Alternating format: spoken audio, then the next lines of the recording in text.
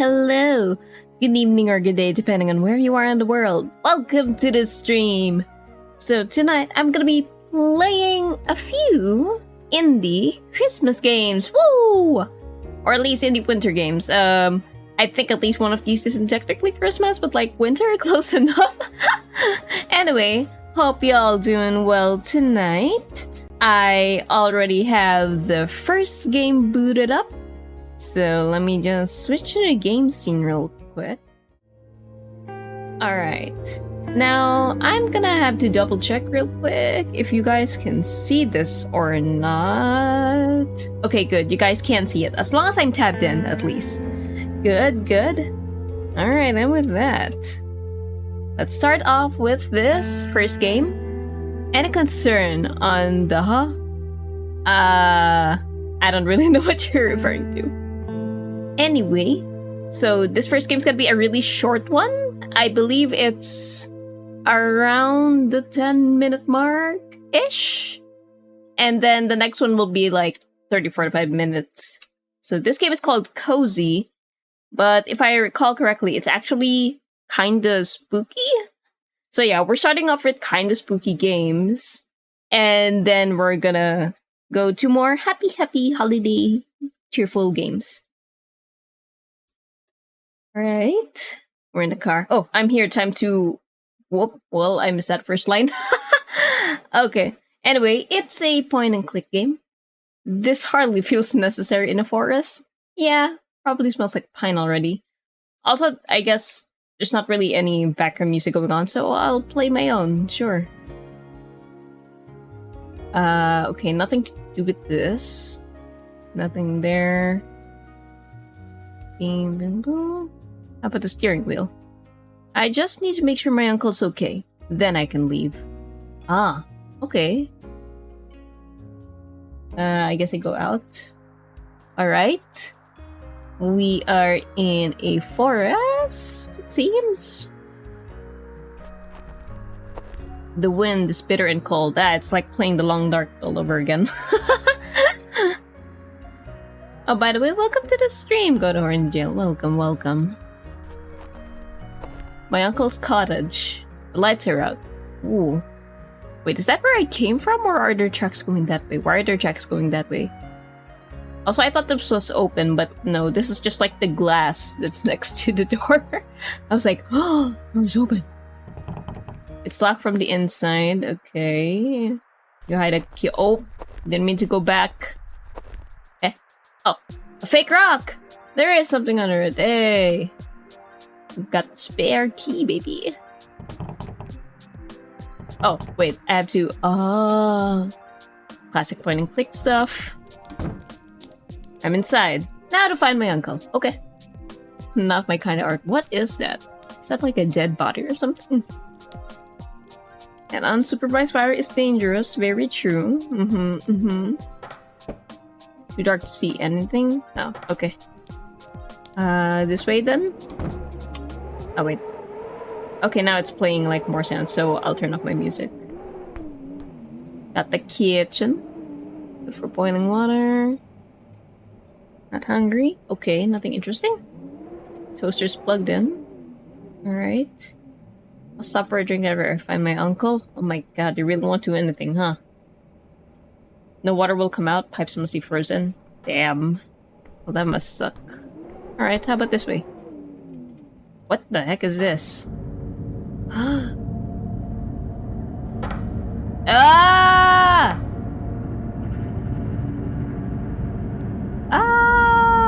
He's dead, Jim! Okay, well, Merry Christmas. Fuck. Leaving unsupervised fire under the pipes. I wonder. Well, at least it'll be heated too, right? The sheets are damp. I'd rather not know what would. Ugh. Uncle, what happened? A radical yet classical approach to the rectangle. Okay. Swedish side table, only $9.99 USD. $12.99 Canadian. I think. Is that the correct currency? Anyway, that's not great. Return yield to the wall from the outside. Okay, now can we get some water? Yes. Too bad there isn't anything to drink. Well... Well, we'll figure it out, I guess. Let's go out back. Door is frozen shut. Eh? A pile of loose snow. Interred within are the remains of a snowman. I see. Poor snowman. Do I feel like... Pack some snow into the glass. Yep, I'm drinking snow. Okay. Long dark style, baby. Oh, whoops, I keep going back here. That's not the correct thing.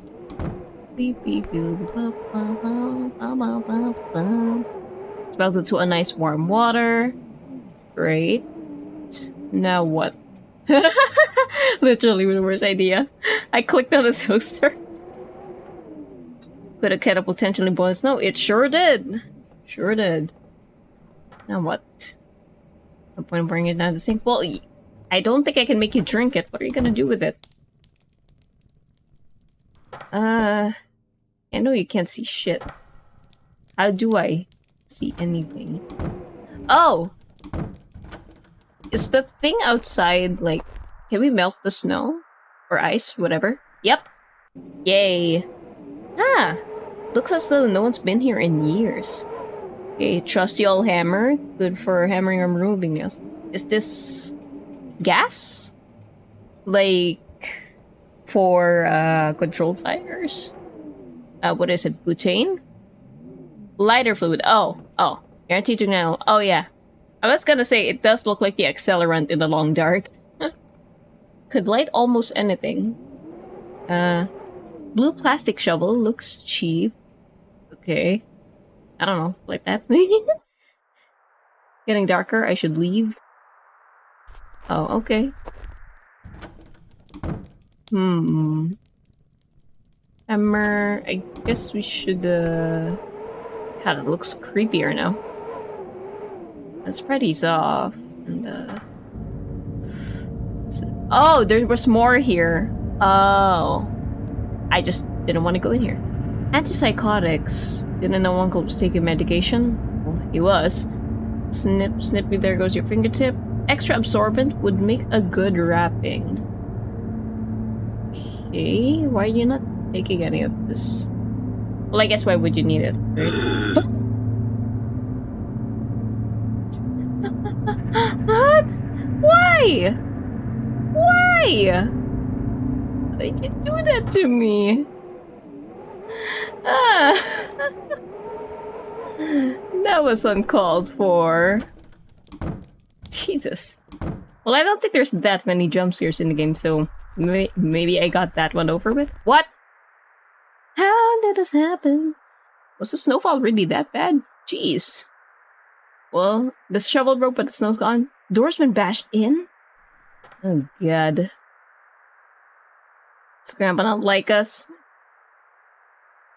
Is he haunting us?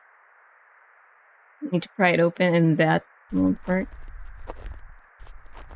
Yeah, so ghoulish failure. Oh, can I? Oh wait, lighter fluid. Or that was in the back. God, I hate this. Well, no, I don't hate it that much, but it'll just pour off. Something needs to absorb it. Oh, I need to get the cloth, and I have to go back there. I don't want to go back here. You should have just taken it, you bitch. Oh. Grab some bandages on the stick. I'm just gonna... It didn't happen that time. What? Man, okay. Well, I mean, that's good, I guess. But, you know... Grandpa. Yeah, so let's take a lighter fluid. Now let's light it. Which way? This way. Did I hear something? Could have sworn I heard footsteps outside. Am I going crazy? Made a torch. Here we go. Okay. Okay. We're good. We're good. Christmas decorations. Just some old wires, full of odds and ends, nothing of particular use. Plastic broomstick, been broken in half. Oh, iron pry bar. There we go. I'm anticipating jump scares. I don't know.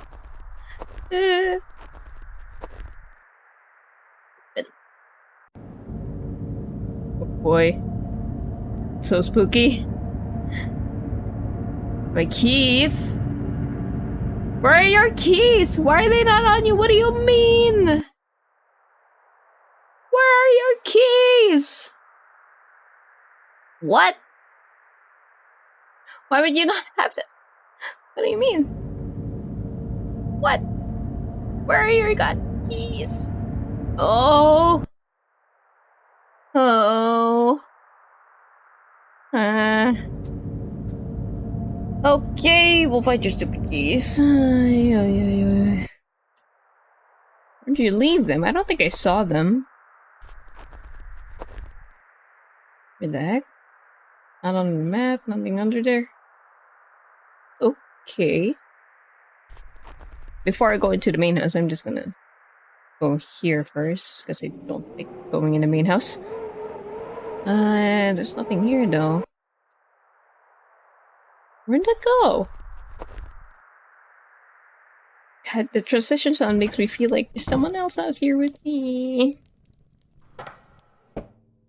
You say, where are your keys, dude? Where'd you put him? What?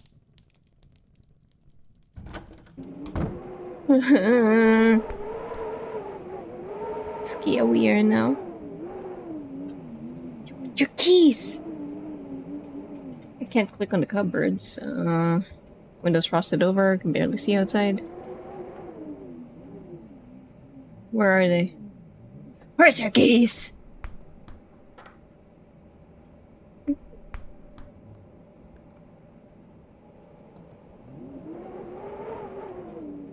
To go back in there.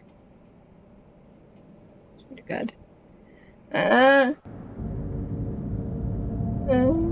Wait. He's gone! What the fuck? He's gone, right?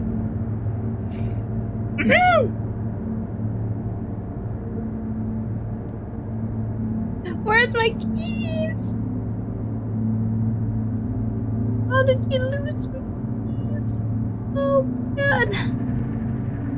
We're so dead, dude. I don't know if the tracking's getting wacky. Sorry, I'm like covering my eyes and turning away. I can't.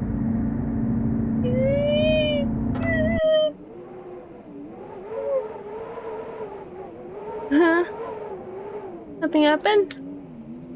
Where's the keys? Oh my god. Is there somewhere I'm not checking?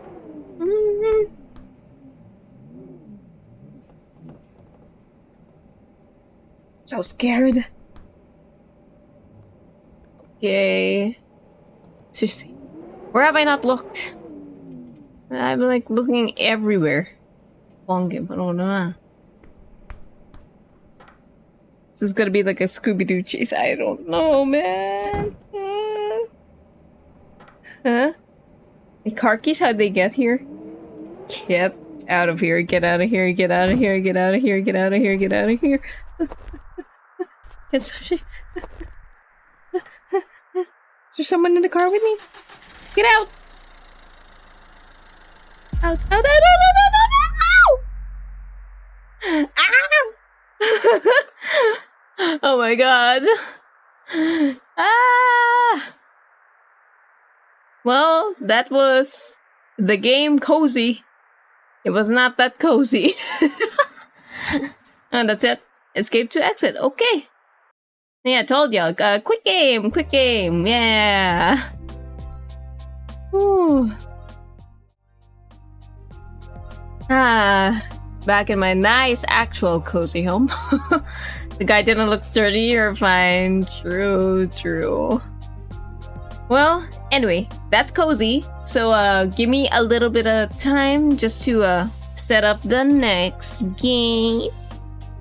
And I'm just gonna hydrate real quick too. Yes, why not?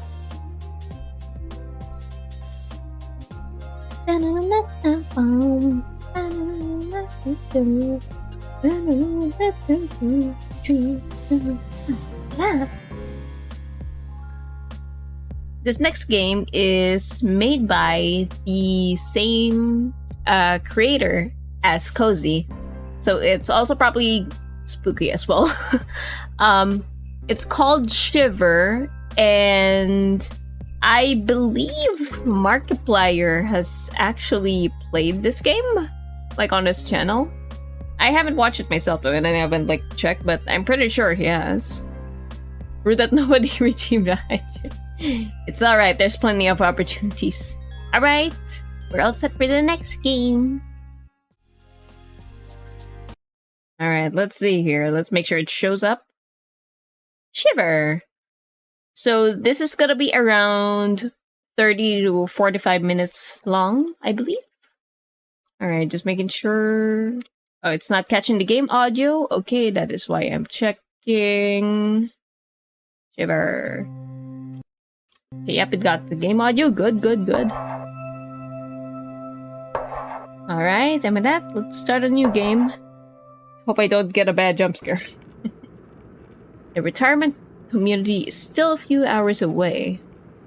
Hope Dad isn't too lonely there. Oh, your uncle and then your dad now?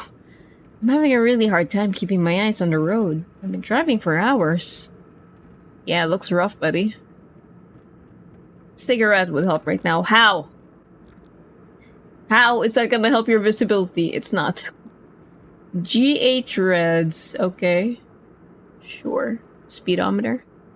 No cops to be found way out here. No harm in speeding a bit. It's snowy! This guy... Tape player. Too bad there aren't any radio stations out here. Wow, really? You're that far from civilization? You'll need to smoke first? Oh, I was like, where's my inventory? My rear view would look naked without it. Okay. Later, cigarette? I told Dad I'd quit, but smoking and... No, bro. Anyway. Glove box. Cool tape. My road trip mixtape. Keeps me company on the road. Sweet. Newo? 50% off your next purchase of 12-pack Newo. Oh! Mineral water. Okay. Newo, devil may cry? Or should I say devil may cry? Mineral water, why is it in quotes? The hell? Expires February 22, 1990. Damn. Snow's so slippery, the ice is... Yeah, but it's like... If you're in snow, you're probably gonna run into ice at some point. Somewhere. Yeah. Recommended by 0 out of 5 doctors. Mineral water. What does that mean? Anyway, let's play some tunes, I guess. This tape is wicked! Recorded straight from FM. Oh, wow. Okay. Straight from FM.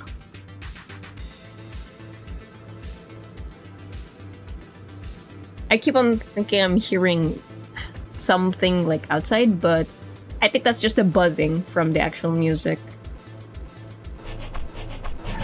Whoa! Shit. Bro! Pay attention! Well, I guess I was pretty sudden. Who could have seen that coming? But okay! Shiver! Here we go. It's Uncle in the backseat. God damn it, Uncle. Oh? I think my arm's broken. Oh, well, that's not good. Rock. That'll be helpful. Fire, fire, fire, fire, fire! Rock. Windshield. Oh, I guess I gotta smash it. Excuse me. My arm's definitely broken. I need to get help. No kidding. Newspaper weather report. Oak Tribune. Feb 12, 1980. Weather warning. A blizzard is rolling in and expected to hit on Tuesday the 13th. Authorities advise individuals remain indoors and under no circumstance attempt to drive. Well, should have looked. Hindsight's 20/20, yeah, bro. My car's a wreck. I'm lucky I've even survived the crash. Yeah. Gas tank. My gas cap stayed on. Must still be a few liters in there. Okay. Nothing to take stuff with yet, though. Whoa. Okay. This looks like a terrible place to be walking into. I don't think I'm gonna have to worry about the poison ivy in this weather. Uh-huh. Windy Oaks National Park. Snow-covered bike. Frozen solid, no one's gonna be riding this anytime soon. It's exactly like you would expect in there. Okay. Oh look, the door's like kind of waving. Old food wrappers and other general garbage. Don't forget, check out More It's Mine. Go to the visitor center for details about tours. Okay. Accessible. Uh-huh. Signpost. Getting lost doesn't seem likely if I stay on the paths. Highway exit, park entrance. I mean, do I want to go to the highway exit? I guess not. I can't really go any further, I think. This guardrail really could have tried harder. Maybe you should drive better. Beautiful, if a little eerie. Okay. Let's go back, I guess. Wait. Here we go. This looks terrible. Sign looks like it's due to be replaced. Ooh. There's something caught in the tree, but I can't quite reach it. It's like some cloth. Let's see here. Filthy and empty inside, I can relate. Closed until further notice. For concerns and questions, please contact Ray Hold On. Provincial Parks Minister. Signed, Ray Hold On. Heavy duty lock, not a very welcoming sight. Grand, maybe. Open? Working on it. Oh, what's that? Hatchet? Yeah. Do better with that hatchet. Oh, generator. Is that a gas? Well, I have some gas. So I just gotta figure out a way to transport the gas. Yeah. Okay, will this work? It's too thick to cut through.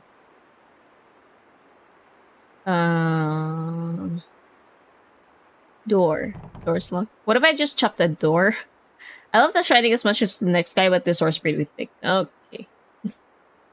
Can see inside through the glass. Okay, well, what's in it, bro? Tell me. What's here? Whoa. Is that? It's an old oak tree, the only one I've seen so far. That doesn't look welcoming. Faint rancid breeze blows from the grate. Do I wanna? Nah, that wouldn't work anyway. Anything in here? Oh, I can go up the. Oh. Well, what's this way first? I wanna see. Oh. Okay, same shit. Check for acorns. The long dark. I've been playing it upstream on super easy custom difficulty just to familiarize myself with the game more. I think I might not continue the stream playthrough, and instead what I might do is I'll do runs offline instead, and then like make a video with some narration. I think I would like that better, just so I can take my time with it. Pretty sure that's what Wintermute is for. I mean, yeah, but also, I don't know. The feedback's been mixed. But I did hear that it is pretty good for familiarizing yourself with the map, so maybe. I don't have... Do I have the DLC? I can't even remember if I have the DLC. I guess I'll check. If I have it, then I might play it. Bleak Flats Mine. Haha, watch your head, huh?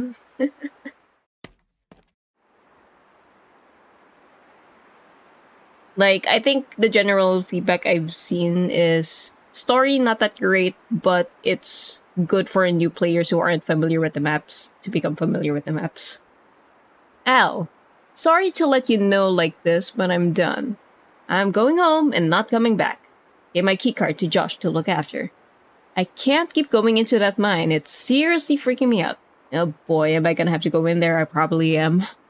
The darkness and sounds honestly make me wonder if something's down there. Oh no.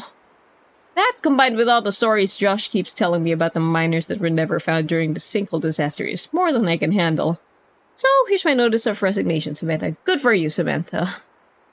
Empty lantern. Wonder if I can find some fuel for it. Well, my car. I guess I should probably fuel up this lantern before I go down here, then.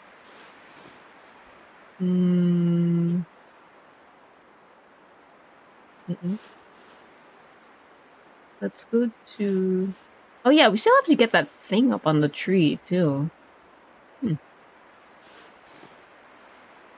Can we do... Oh wait, how about... Oh, oops. Yeah, shady gas pump. Okay, how about this? Label on the lantern says to only use ethanol-based fuel. Oh, okay. Then I just need something for the generator. How do I... I don't have anything yet. Ethanol-based fuel. What was up here again? Ah, this. Okay.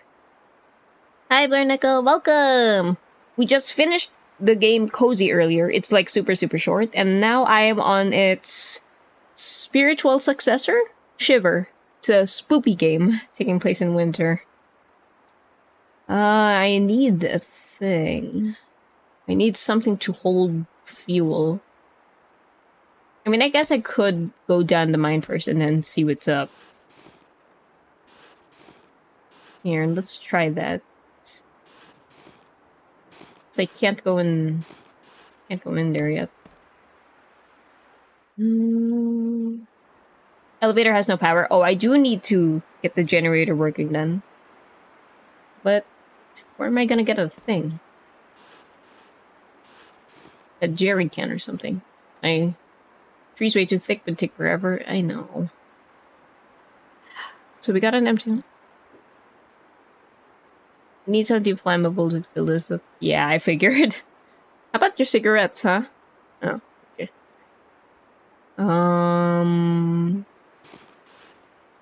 We went up. Oh, I understand. It wasn't up the tree, it was just up this way.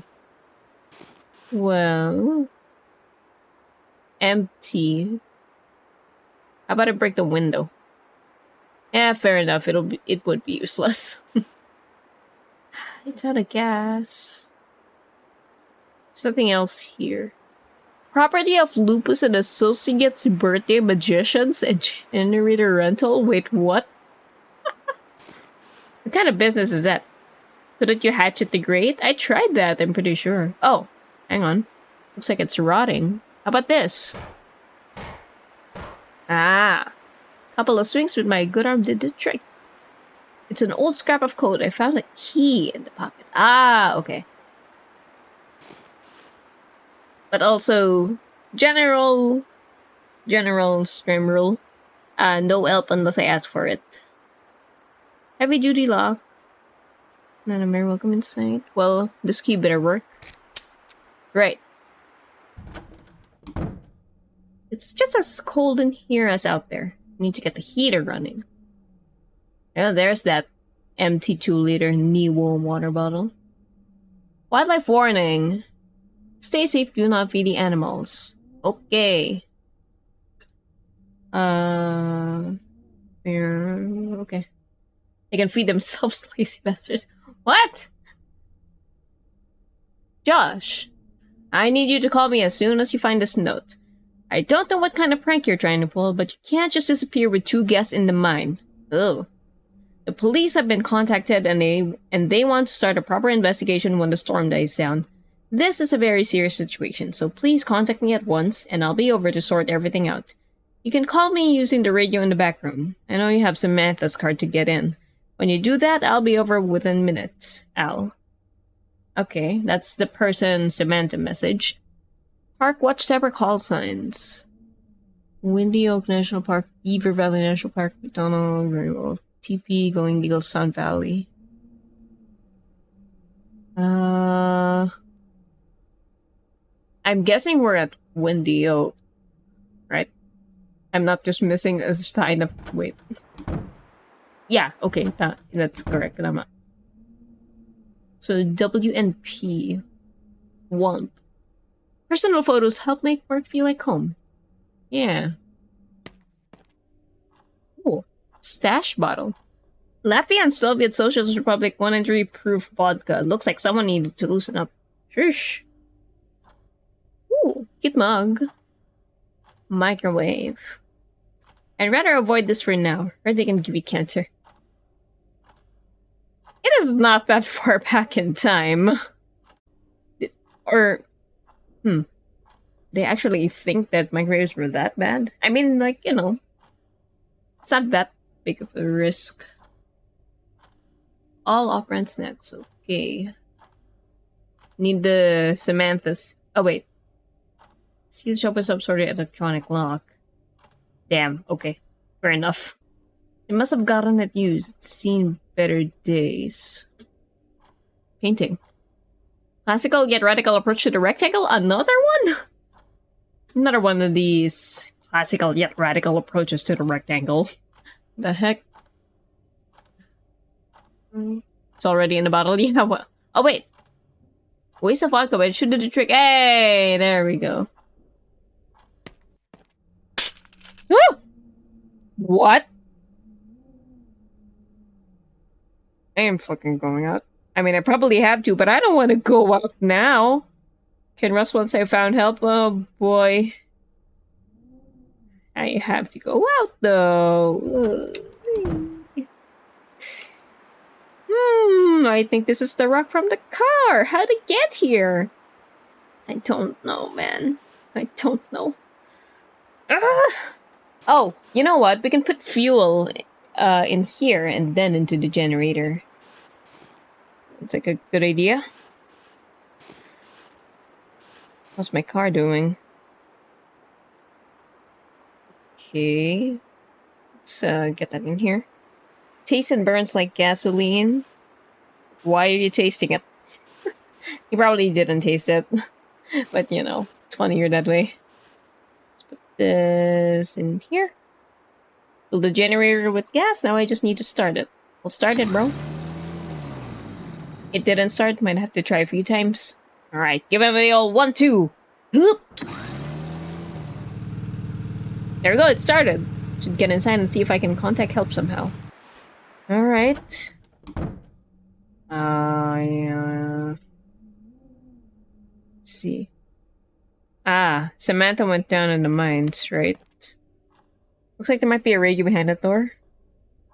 I need to get Samantha's keycard. She's somewhere down in the mines. What is this for? Maybe I come from that later. She probably died from something very, very bad here. Oh boy. Oh. What? I have one. Oh. Oh. I have 2. There we go. Now can we go?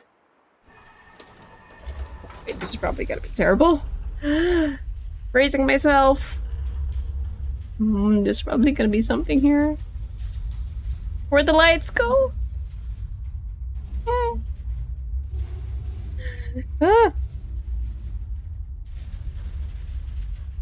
Not looking directly at the screen just in case something pops up. The transition low-key scared me. Button. I'm gonna have to go through the grate. Yeah.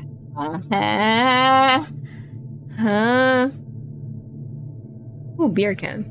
Bare bottom extra dark. Think you can find a place to recycle this? That's your priority right now? Recycling?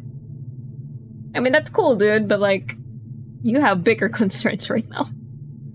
Jackhammers and pretty heavy constructions on the way. But hey, good on you for thinking about the planet. Guess we'll have to disagree? Bro, cringe. It looks like they're turning this into a tourist attraction. I don't know about that. I thought it was something. Look up this.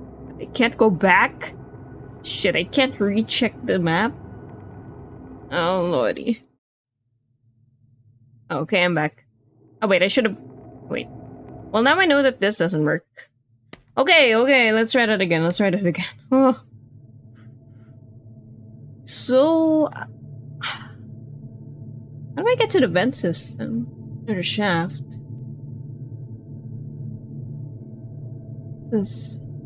What is this? Forward, right... Let me write that down. Forward, right... Turning my head sideways. Wait. So... Yeah. 1, 2...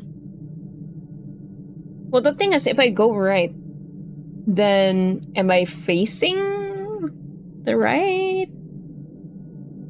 Or what? I mean, I guess I'll find out. Yeah. Forward, right. Then it's either... Well, I guess if there's a turn there, it's probably gonna orient me in that direction. So then it's left. And then it's right. And then forward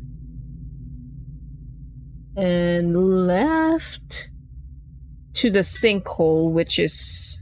I don't even want to go there. I just want to go to the vent system, man. Bricks. Ooh, can feel air being drawn from the gaps. Yeah, that's what you need. But okay, there's like nowhere else to go. Here we go, you guys. Okay, forward. Oh wait, this was the forward. Right. Left. Right. Forward. Yep, there it is. Difficult to handle with one hand, but heavy enough to do some damage? Good, that's a weapon, Looks like nobody's been here in years. Okay. Sinkhole. The sinkhole that closed the mine and trapped the miners. Can't see the bottom. One-way trip to the center of the earth, baby. Ah, I needed the pickaxe for the bricks. I'm scared now. No!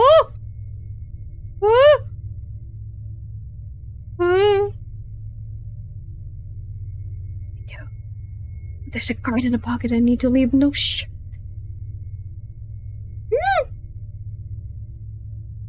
This is bad. This is bad.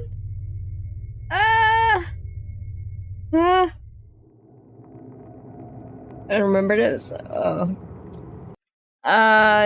Do I have to go backwards? So... Because I went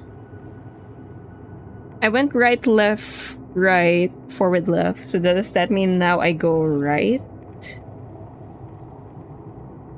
And then this way. Left. Right. Left. Forward. Yes! How'd I end up here? I need to get out. Yes, just go, just...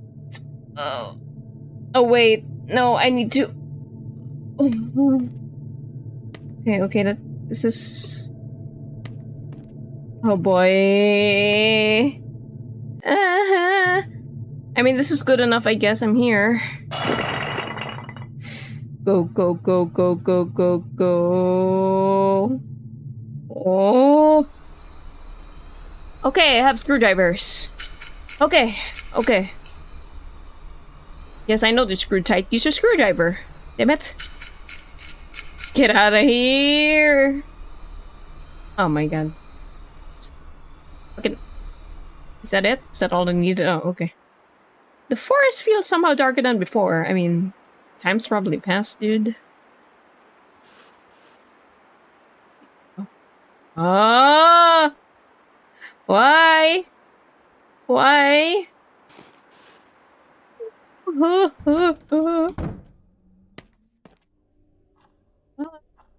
alive. I think I heard the door unlock. Great. Radio, note. Josh, what the hell did you do with the emergency call signs book for the radio? Al. Oh. Death and dismemberment call sign? Okay. 1. Tune the frequency to the marked number.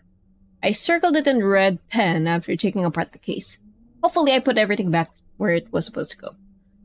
Tune the frequency to the marked number that's circled in red. Next, set the call sign to our closest ranger tower, Logan Watchtower. So what is that, LWT? Logan Watchtower. And then flip the switch. After you've done this, just shoot a flare by the highway, and someone will be here faster than you can say, "Ah, stop the bleeding!" I somehow doubt that. I feel like we're gonna get a bad ending no matter what we do. But sure! Or... Why is it so fucking dark? Fireworks? Ooh, not exactly a flare, but I think it would work. Okay, let me just check on this. Logan.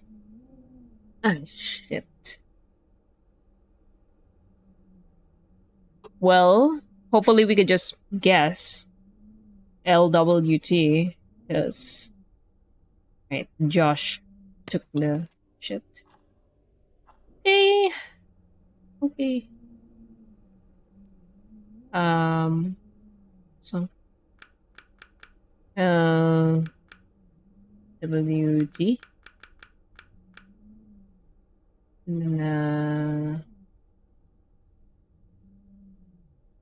Oh! Al, I got it used secondhand. It saved the park 15 bucks. No need to thank me. I left some instructions for who we should call when we need help. Copied them down exactly from one of the new books. Ranger Easley, someone who wrote the other note. For God's sake, Josh, you're going to fix this and it's coming out in your wages.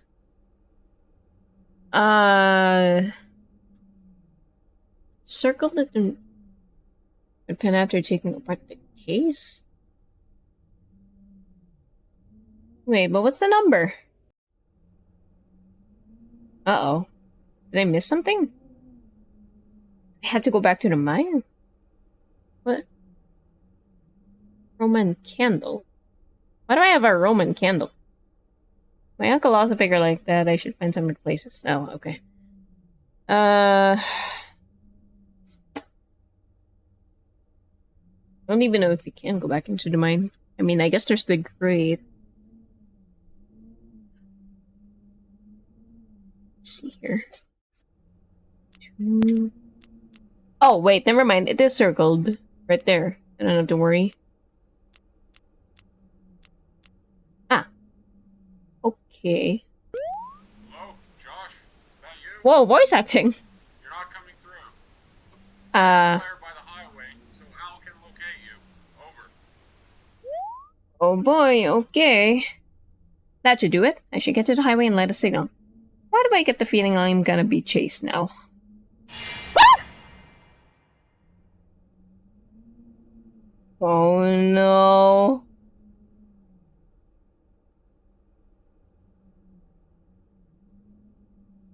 What do I do?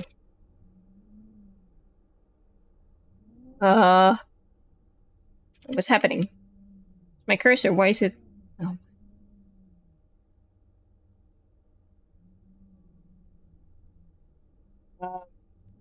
My game glitch?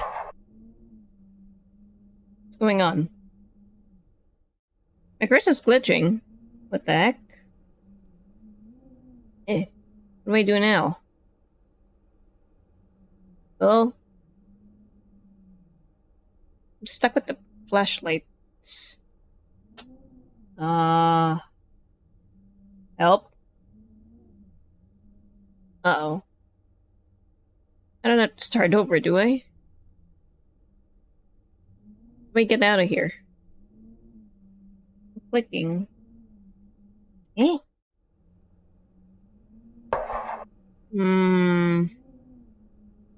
It's not helping. Eh? What do I do here? Ah! Nothing better to break the immersion. Come on. What happened? Why can't I don't understand what I meant to do. I need to light some firecrackers, some flares. I want to get out of here, but it's not letting me. Oh boy, okay. Well, hang on, let me check on this real quick. Let's play some music. I'm gonna see if people have reported something similar, maybe.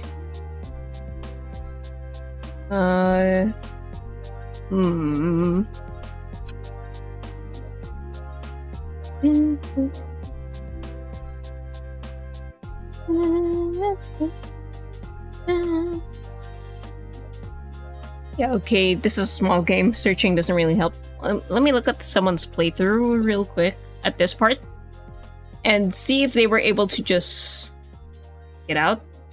It seems like they were able to get out of here. So they call the person. I'm just making sure. Because I feel like my game glitch, which would just be too bad.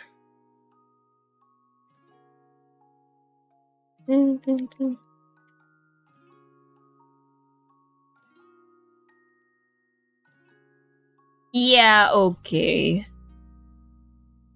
Let me see. Okay, bad news. My game is glitched. I'm supposed to be able to just get out of the door here. But it doesn't seem like it's happening. Man! I'm so far into it though. Oh, I can save and load. Okay, what if I load? Ah, there we go, that fixed it. Yay. Ah, thank goodness I didn't have to start over. Alright. Get the fuck out of here. If it'll let me. Ah! Creatura!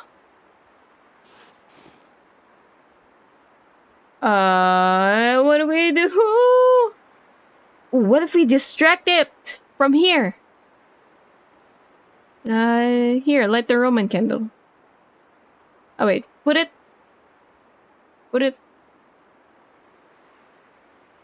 Can I put it here? Need to save this so you can set up a. Oh, okay, got it. There we go. It's the firecrackers that I'm giving up. Woo! Okay, now it's gone. Now it's gone. And now. Now. I like this. Oh wait, I need to find somewhere to place this. There we go. Put it there. This is it. Oh boy. Come on. Save me. No one's coming to save me. Please, anyone. Oh boy. That's not good. We're gonna die. We're gonna die. Aren't we? You're a wizard, Lou. Fireball! Fireball! Fireball! Please! God, if only I could fireball that thing. No one came, huh?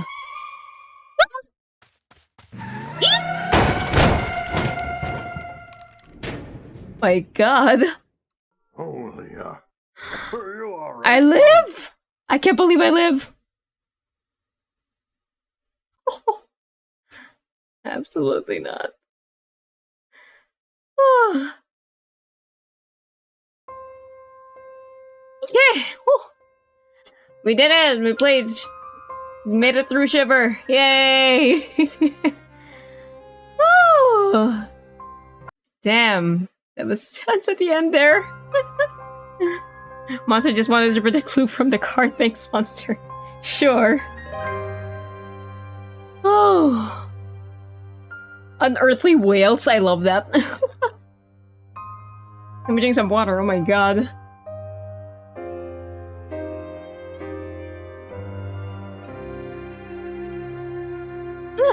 Oh hey, Kevin MacLeod. Dude's got a lot of nice music that's free to use. So did the monster cushion the impact? I mean, honestly, maybe. We lived, after all.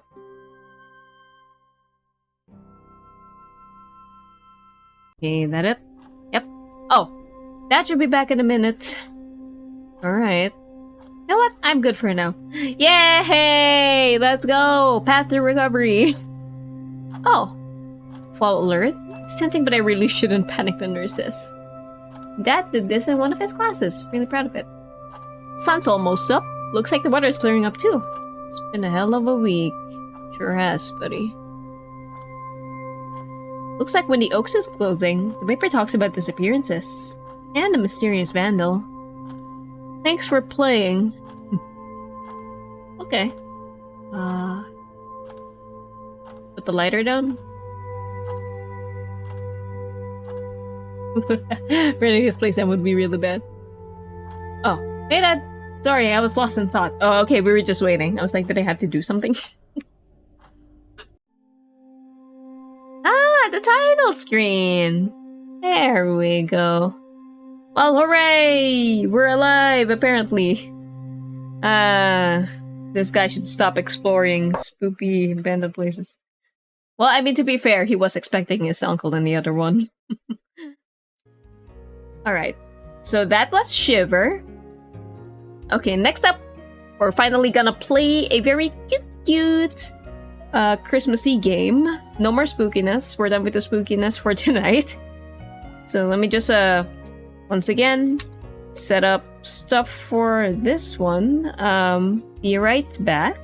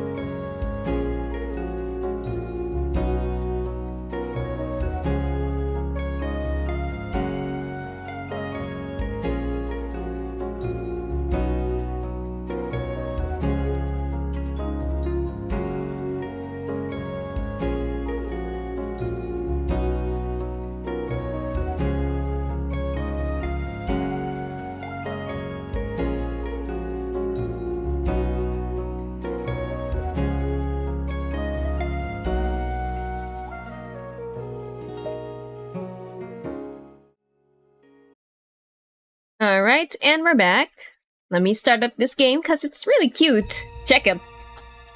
Ah. Look at this! It's so cozy! Ah, I love that. Look at the cookies and the hot choco. But yeah, so this is Back Home for Christmas. And we play as the most adorable character ever. You guys will see.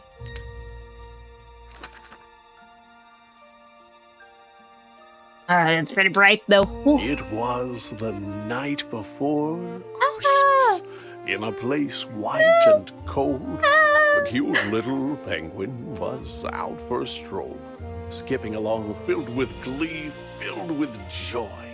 In his flipper he cradled his favorite toy. Little did the penguin know that on this fateful day, a cold breeze, a gust of wind, would blow his favorite toy away. No, not his toy! So he looked and he looked, his beak covered in frost.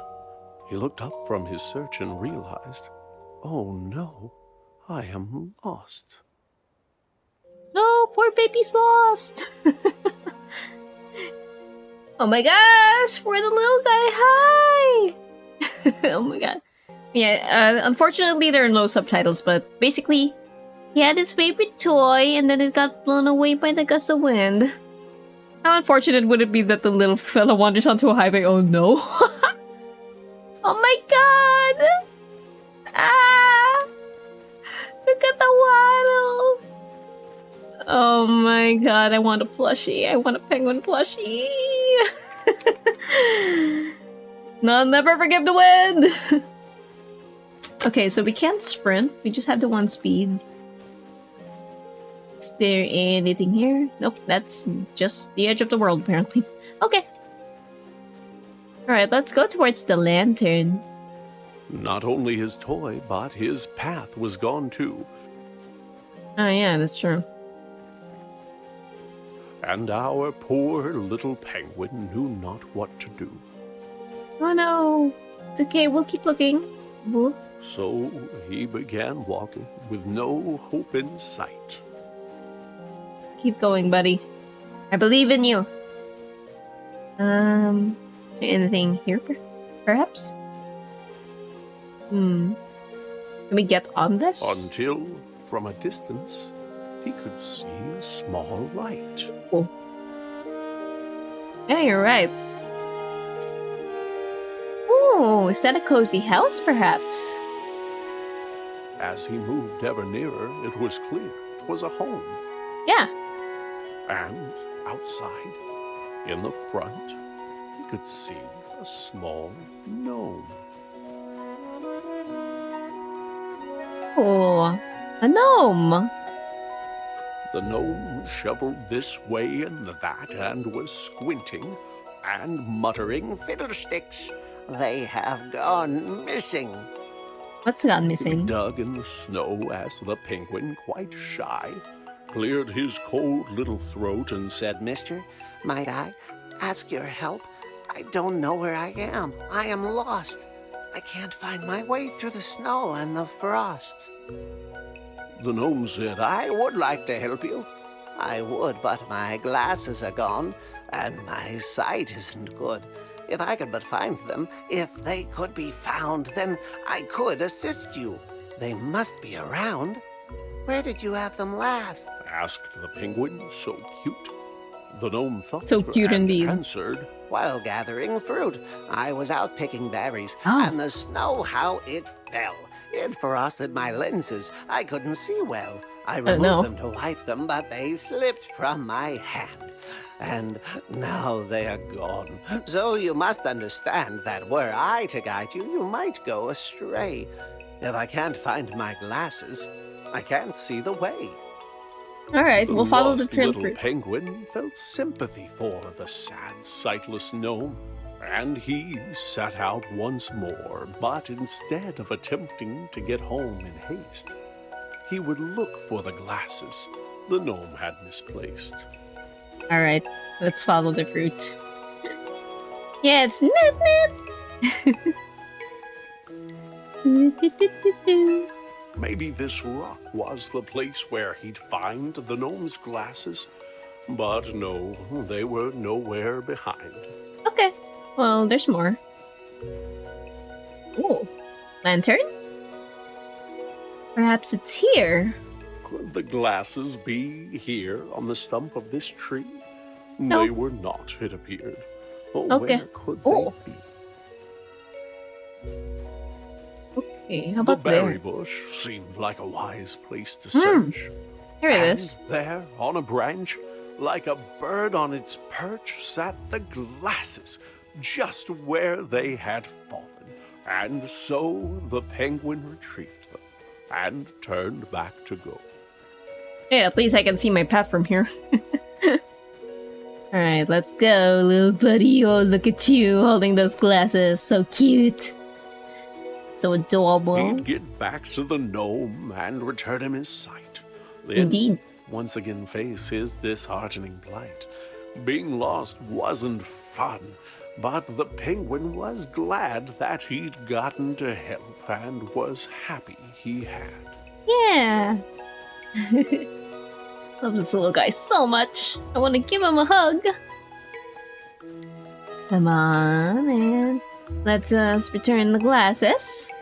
Why, you found my glasses, The tiny gnome cried. cried. I can't thank you enough.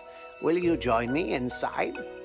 Sure. The penguin said, Thank you, but no, for I should try to find my way home Oh, okay. to this cold, lonely wood. The gnome said, Oh, yes, you had mentioned before that you knew not the way to your very own door. Well, now that I see, I am happy to say, those candy canes there, they will show you the way. Oh, okay. That's why they were lying around. Hey. Alright, follow the candy canes. Thank you, mister. Alright, buddy. Let's go. Follow the candy canes. So cute. Keep waddling, little buddy.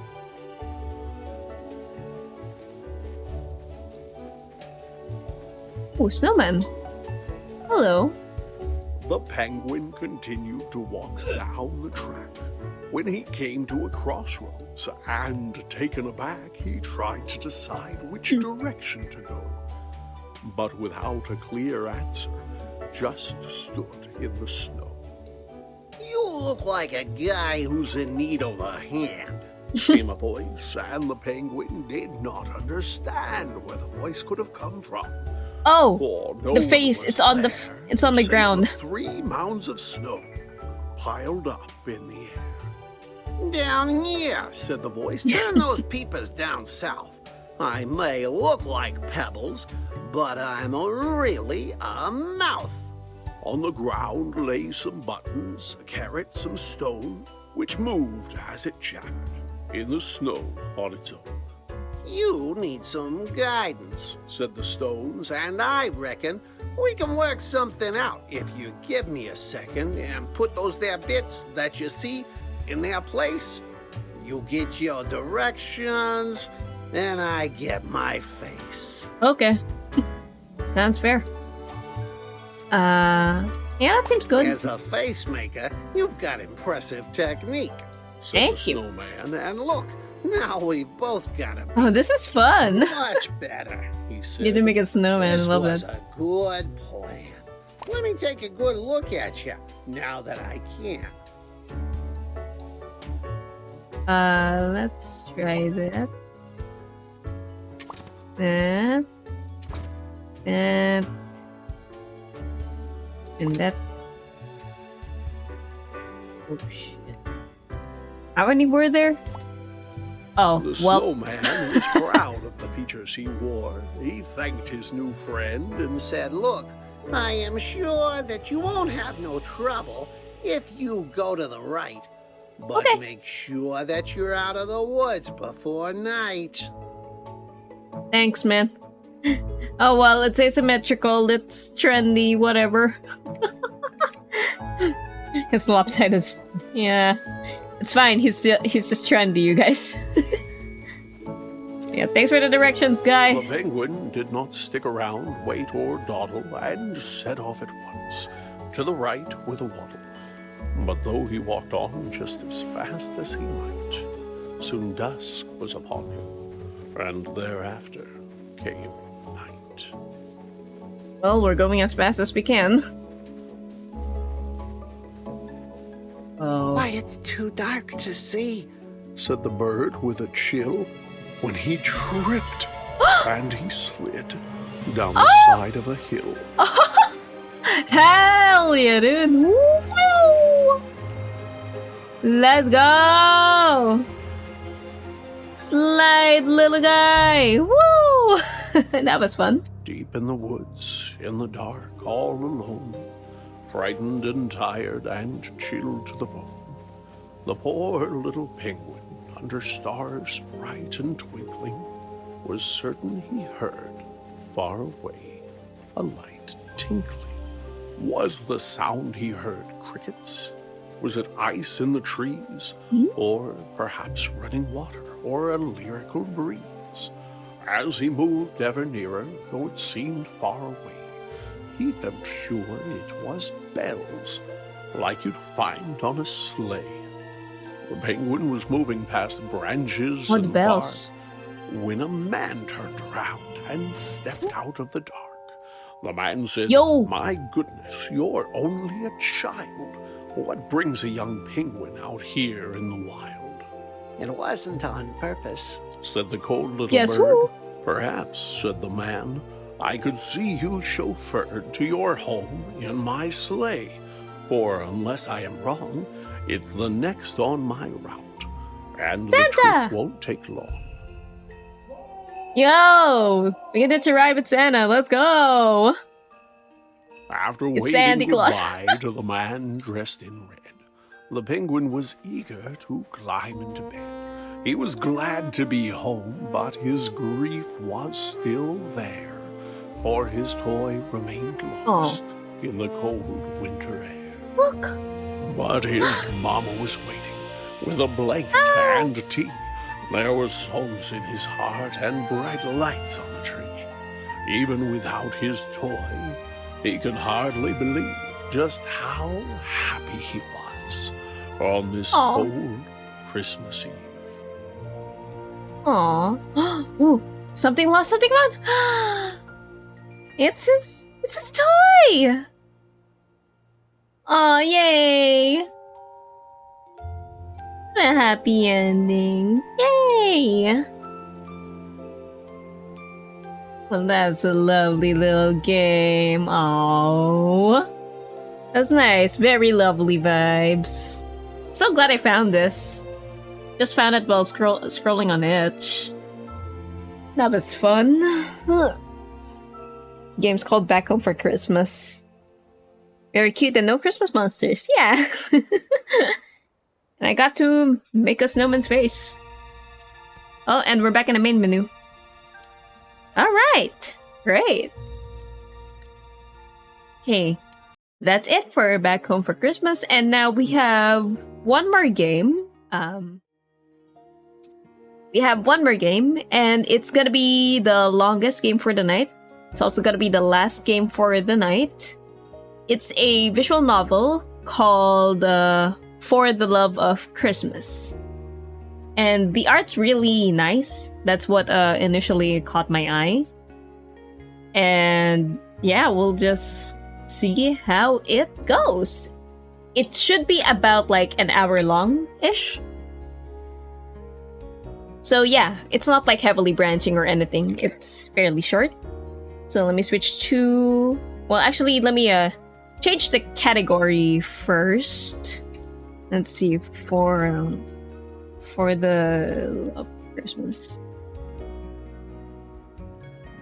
Okay, well, it's not a category on Twitch, so I'll just leave the category as is then.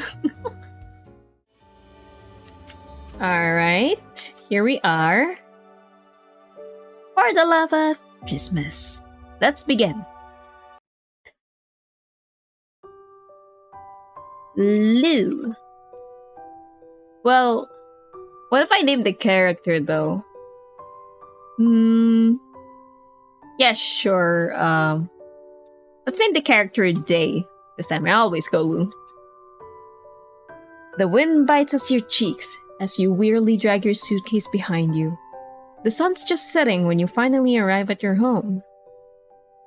It was a long day of travel, but you're looking forward to spending the holidays at home. And look at this art. Oh, I love the colors. Home sweet home. Yeah, I was naming them, okay.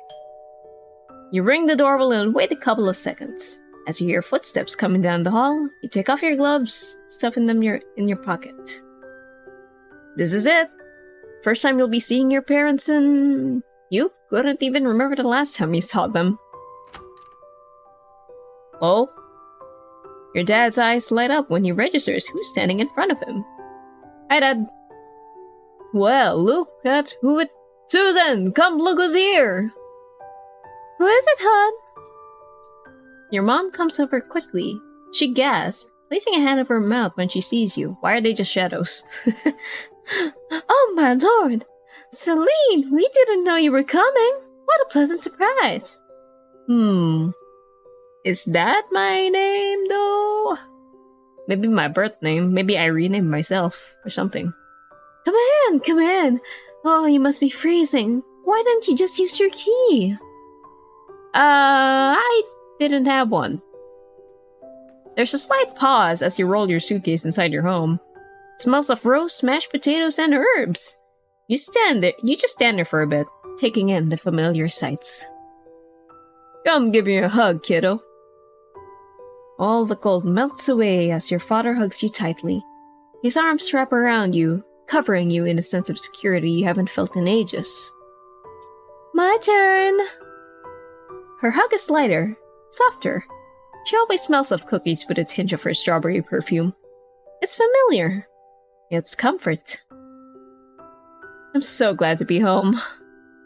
You pull away to be met your parents. They smile back warmly. They has face blindness, maybe. Body blindness too, apparently.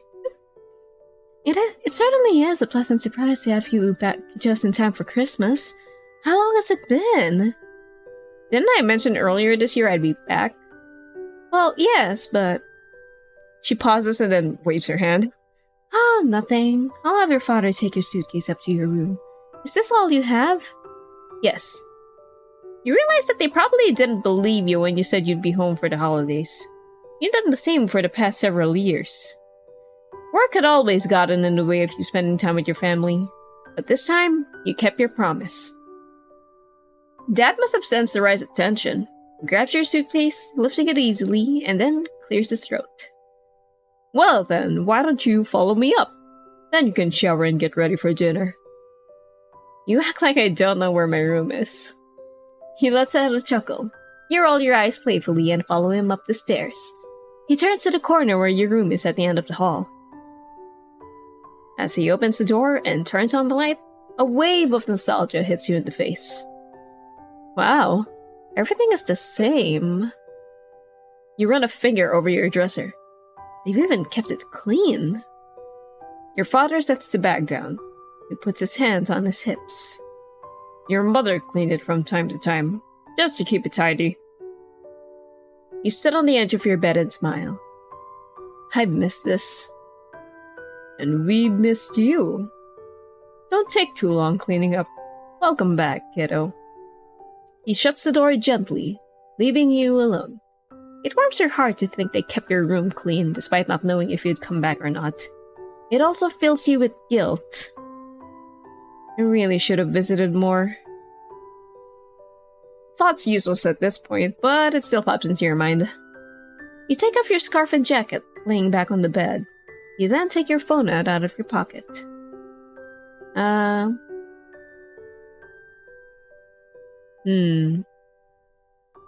We save here? Let's make a save. I want to turn it on. You turn on your phone. You jump at the sheer amount of texts and missed calls that come rolling in, making your phone vibrate rapidly. Several missed calls from the team.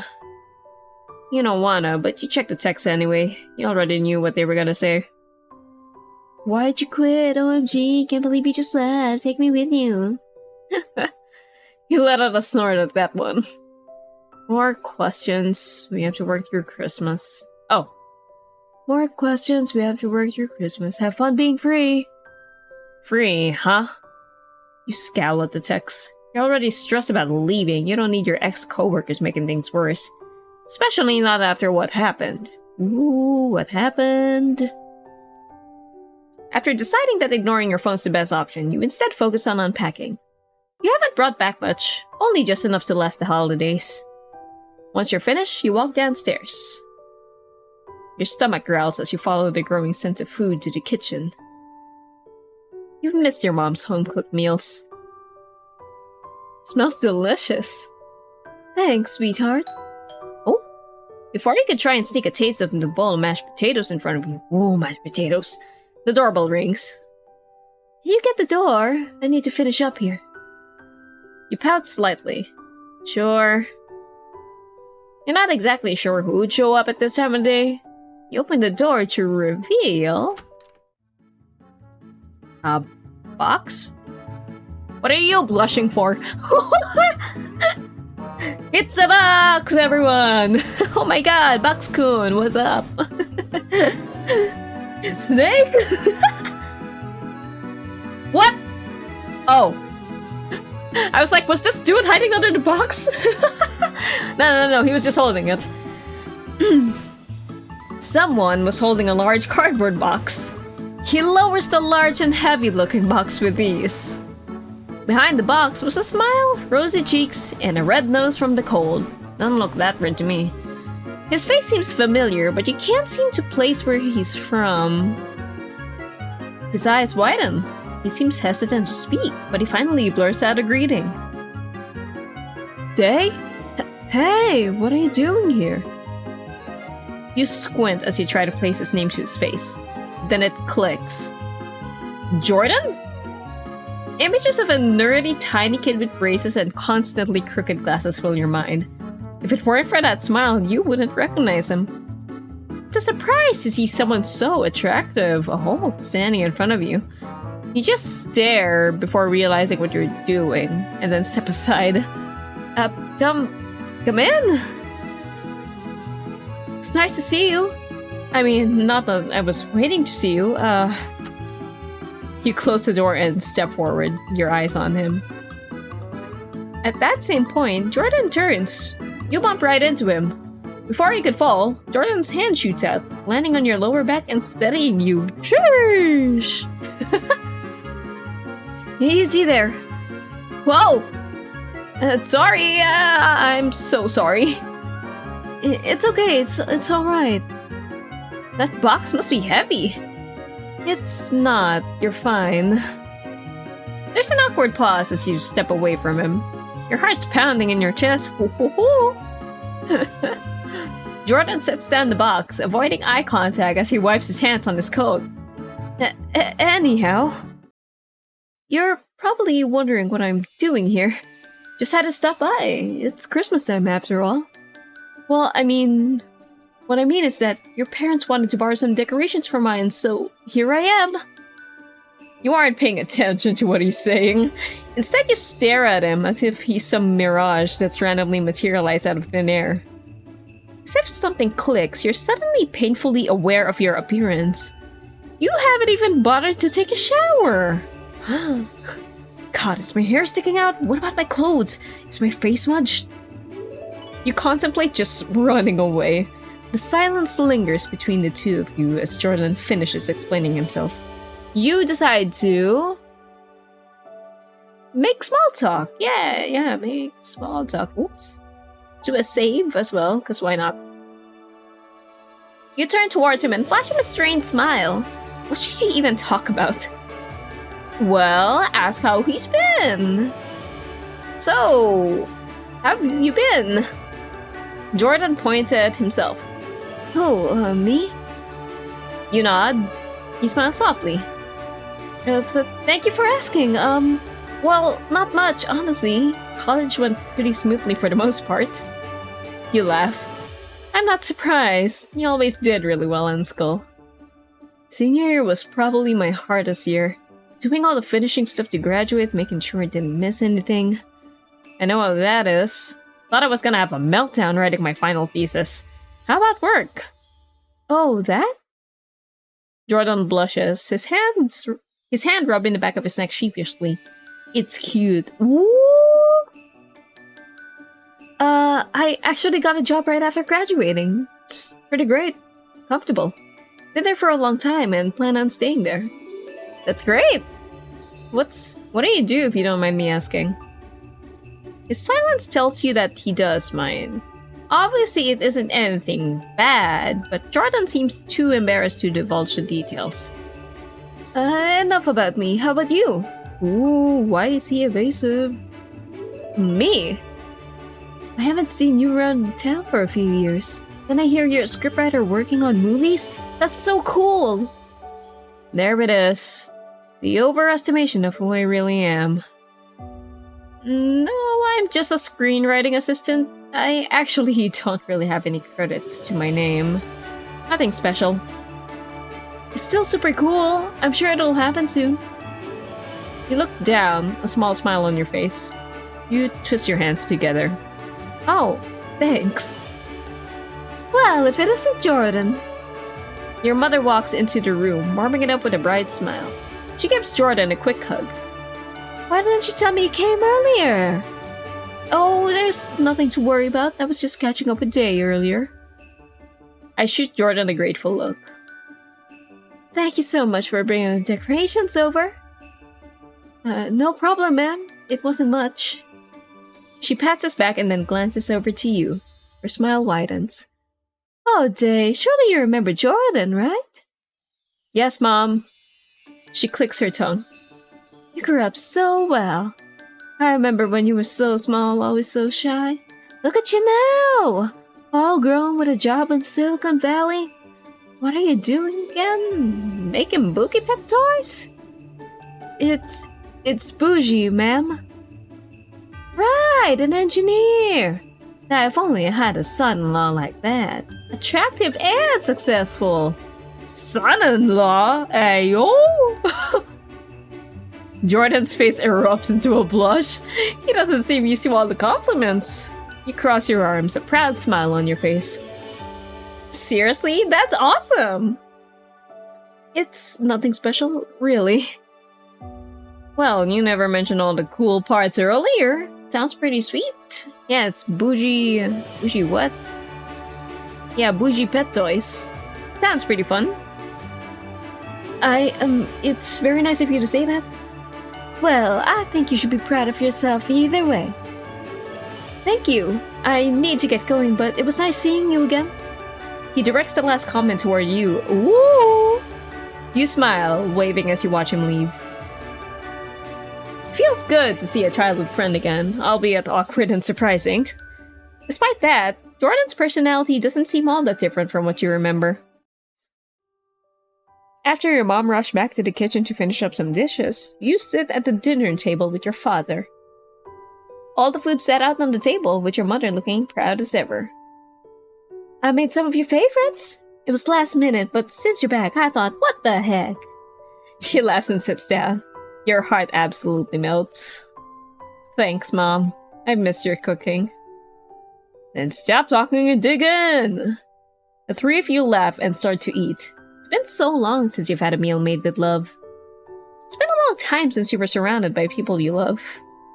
Conversation comes easily with your parents. You try and succeed in avoiding the topic of work, opting to instead talk about what they've been up to instead. Not really a golf guy, but I thought I should give it a try. And, did you like it? He snorts, stabbing a piece of meat with his fork. My golf clubs have been sitting in the garage since the first day. You let out a short laugh. He really doesn't seem like the type of guy to enjoy something so slow-paced. You run towards your mother next. Oh, sorry, you turn towards your mother next. We're at the table. We're not running. And what about you, Mom? Anything exciting? Her eyes light up and she claps her hands. You prepare yourself. This is a sign she has just the most wonderful thing going and she can't wait to gush about it. So, the reason that Jordan brought the decorations over is because... She trails off and pauses for a dramatic effect. Oh, because... I'm throwing a Christmas party for the whole neighborhood! Oh my gosh. It'll be so glorious. The whole family will be there as well. I'm thinking of so many ideas. Decorating ornaments together, making hot chocolate, watching Christmas movies, and oh, there's just so much that can be done. A wave of exhaustion washes over you. You've long since finished your plate. You're now leaning your head against your hand, nodding along slowly to what your mother says. Now that you're home, I can get your help. What do you say? Can't be like we're bonding. Sure, Mom. Your dad hops in the conversation, noticing your lack of enthusiasm. Hold on, honey. They just got home. We don't want to excite him just yet. Your mom glances at you, concern evident in her expression. Right, I'm sorry, sweetie. Are you okay? I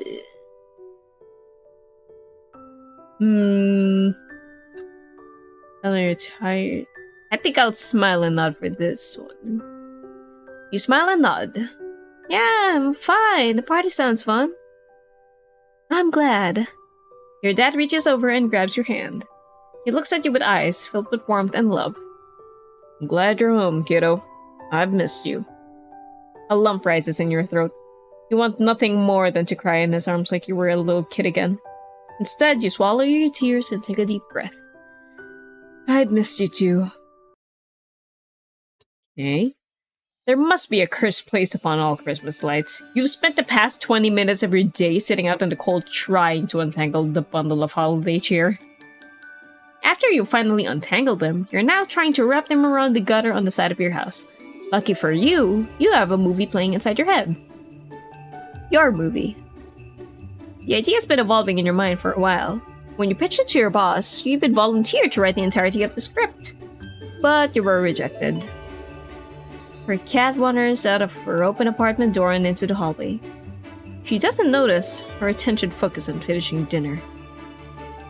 Your voice is quiet as you speak aloud, as if the words are a secret that need to be whisked away by the winter wind. You have a habit of thinking out loud to let the ideas flow naturally without being interrupted by the thoughts inside your head. She hears a soft knock at her door. She turns to see the door open. A girl holding the escaped cat in her arms with a shy look. The girl's gorgeous. Tall with soft brown eyes, in a purple dress that makes her look like royalty. The protagonist feels her heart. A loud barking suddenly interrupts the introduction of the love interest.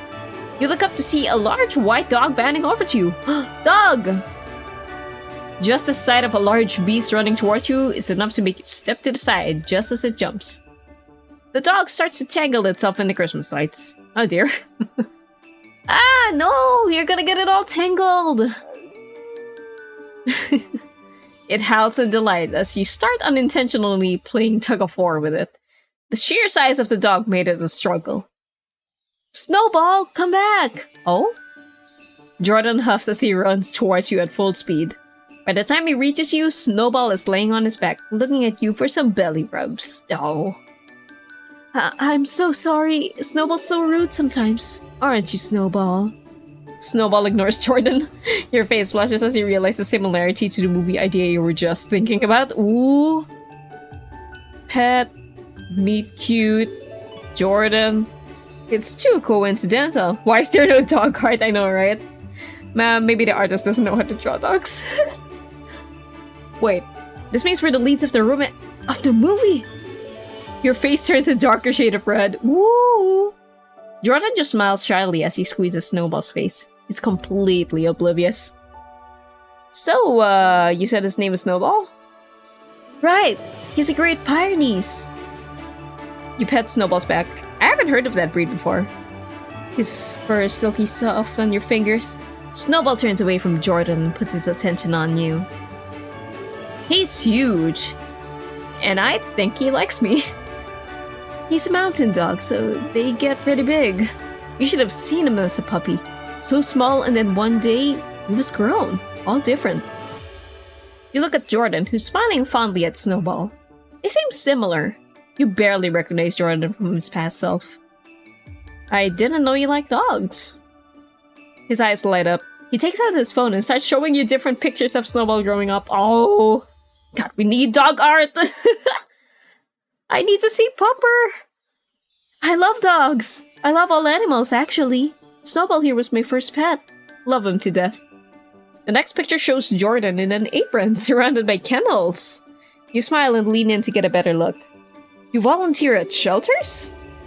He shyly smiles and laughs, putting his phone back in his pocket. Yeah, just something to do on the weekends. Nothing spectacular or anything. You look at him.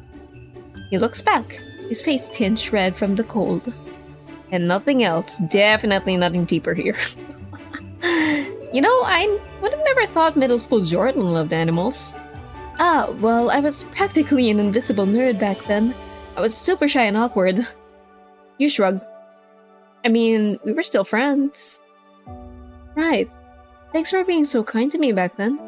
You really didn't have to do that. What do I say? Ooh. I'm glad we were friends. Or our classmates were missing out. Oh! I'll say I'm glad we were friends. You know what I think? I'm glad we were friends. You know, I never thought you were awkward. Jordan lets out a huff, shaking his head. I was pretty awkward. Okay, but who's not awkward in middle school? If anything, I think you were just introverted. You bump your shoulder into this. He gives you a shy but happy smile. Thanks. I'd like for us to be friends again, if that's alright. Does that mean I can see Snowball whenever? The smile on his face widens. Of course it does. Then friends it is. Your hand brushes over Snowball's fur once again. A warm feeling spreads from your heart to the rest of your body. It's nice to have a friend. Jordan motions to the lights that now sit on the ground in a pile. You're on light duty? You roll your eyes and pick up the pile. Snowball sniffs the lights. He seems disinterested despite his previous need to use them for the tug-of-war. I got roped into helping Mom with her big Christmas party. Jordan raises an eyebrow. You explain further. I just kind of blindly agreed to it. Not that I mind, but... You motion with your hands, not sure of what you're trying to explain. You suddenly feel exhausted at the thought of all the preparation you need to do. Someone didn't proofread enough. The thought blanket. Anyway, Jordan stands up and brushes off his pants. Well, if you ever need someone to join you, I'll be glad to. Oh no, you don't... You haven't been here for a bit, right? A lot has changed. How so? He hums thoughtfully. Lots of people flock here in the recent years, searching for that small town life. But now we're a medium-sized town. You chuckle at the lame joke. Plus, it can be nice to have someone along when you're doing boring errands. He holds his hand out. Aye. I'll make sure to take you up on that. You grab his hand and he hoists you up with ease. Ooh. You both stand there awkwardly. Shit, what did it say? Holding hands. He lets go and grabs Snowball's leash.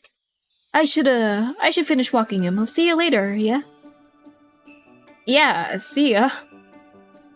He leaves with Snowball bounding happily after. You're left with a warm feeling covering up the exhaustion that previously irked you. Couple of straining hours of Christmas light hassle later, you're finally inside. After taking a long sip of some hot cocoa, you set it down and place your hands on your hips. Your parents are placing more ornaments on the tree. You take a picture of the moment. Oh, inside your mind. Your father's deep laugh, your mom's soft smile. Kiddo, do you remember when you were 7 and you tried staying up all night to find Santa? You let out an embarrassed groan. Ah, Dad, not this. Your mom laughs. It's an awkward memory, to say the least. You stay silent and pick up ornaments to put on the tree. Your dad continues the story. You were so excited! You even dressed up as an elf so Santa could... He pauses, tilting his head slightly as he tries to recall the memory. Oh, what was it? So Santa could have the best elf that's not human. Your dad snaps his fingers and smiles. That's it. You wanted to run away and live in the North Pole. Too bad that was when you realized you were Santa, Dad. Still, the holiday spirit never left, even if you were inconsolable for a week after. Laughter resounds through the room. Even if it's awkward, it was a good memory. Every Christmas you had with them felt like a release of everything bad in your life. Let me just take a sip of water.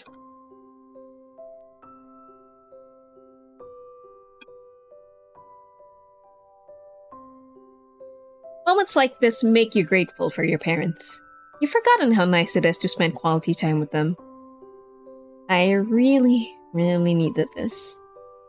So, sweetie, how's LA? Are you doing alright? You try to not let the smile melt off your face. You take another sip of your drink and think of ways to dodge the question. It's not bad. Weather's decent most of the time. Summers are unbearable. Oh, that's nice. You nod and anxiously squeeze the mug in your hands. Food's nice. The commute to work isn't bad either. I really like it there. That's good. Your mother sighs happily. I can't believe my child is a fancy screenwriter for Hollywood. Such a fancy job having to deal with what I did. I'm just so lucky. After all these years, I have nothing to show for myself. Nothing but disappointment. You plaster a smile on your face. Oh, stop. You're gonna embarrass me. I'm just proud, is all. You tell us about anything you're working on? How do I handle this one? Say that you aren't good enough. You have your own scurvy lines. I'd say... Ugh, I don't like either, but I shouldn't lie. I think I'll go with this one. Say that you aren't good enough to have your own script yet? You just shake your head. While you don't want to reveal everything, it should be fine to slip a half-truth. Not much. It's gonna take a while for me to become good enough and get my own work. Your mother's eyebrows crease together. She places a soothing hand on your shoulder. Don't say that. Something will come around eventually. Your father nods. That's right, kiddo. You're talented enough. Just gotta show him what's what. Doing that definitely worked out. While your parents try to how do I say this word? Assuage your doubts in your skill. You swallow the full truth. You've just experienced the worst at your job. You aren't sure if you're worthy of being called talented. You definitely haven't earned it. I mean, we don't know that. You probably did, though. Jordan's right when he says the town's changed. You've decided to go out shopping for Christmas presents for your parents. Normally, ordering something online would suffice, but going out was better for you this time around. It's practically a new town to you. A majority of the stores are ones you've never seen before, much less heard of. You end up taking more time than you'd initially wanted to. When you exit a shop with a president in tow, you spot a familiar face. Woo! Woo! Ah, woo. Hello. What ya doing like that and this? Whether what? Or in this season, hello! I didn't think it was Rip, what the hell? Jordan! Jordan smiles when he sees you and waves. He's dressed in shorts and a tank top, yeah. Hey, what's going on? Not much, just doing some Christmas shopping. What about you? You eye his outfit once more. Yeah, we do. My pecs generate heat? Not really dressed for winter. Oh, I just finished working out and was gonna head into... He pauses. Head into where?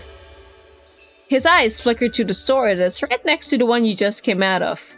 It's a comic book shop. Oh, do you like comics? Actually, it was for some D&D stuff. Oh, I mean Dungeons and Dragons. You know, nerdy stuff. D&D! Yo, let's go! He likes D&D! Woo! Gang gang! Oh, sweet! You know, I've always wanted to get into D&D. He smiles and his eyes light up. Really? You nod, stepping closer to him. Takes a lot of creativity, right? I am a writer after all. That's true, you could like be a DM or something. I'll show you the ropes sometime. Yeah! You hum thoughtfully before your gaze drops down to his outfit. You then look back up at him. Do you not bring extra clothes to the gym? This? He looks down at his outfit as though he suddenly forgot what he was wearing. Oh, it's easier to dress like this than bring extra stuff. How long have you been working out? Oh, or working about, whatever. Pardon me, I need to get my Astarian XP probably since halfway through my first year of college? Yeah, that's when I really started getting into it. How often? 4 days a week if I'm not busy, but sometimes I only get 2 or 3 days of workout in. Wow, do you eat healthy too? Jordan laughs slightly. Not really, my eating habits stay the same. So I'm not a full-on gym bro. Still, it takes some dedication. Yeah, it does. I first started out because someone said it would help with self-esteem, and here I am. Years later, it's become a habit. And your self-esteem? Higher, I think. I don't know. You take another look at him. Yeah, keep taking looks at him, why don't you? Jordan's truly shaped up since you last saw him. You mean it when you say it takes dedication. No one can get that fit without a lot of hard work. Compliment his looks. Or his dedication. I don't know. Which one? Like, would he prefer a deeper compliment? The dedication? Or the looks? Does he probably... Maybe he doesn't get complimented on his looks much? So like self-esteem? Oh, I don't know.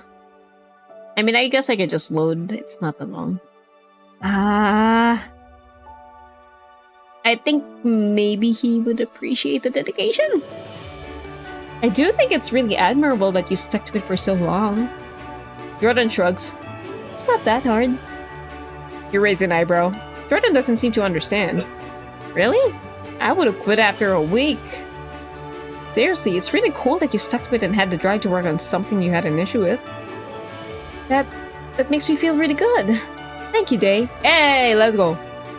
Hey, we're friends, aren't we? He gives you the biggest and brightest smile in the world. You mirror it. Of course we are! How about you? How's work? It must be nice getting a break. You tense up once again at the mention of work. At this point, it's a reaction that's ingrained and still from the deepest parts of your psyche.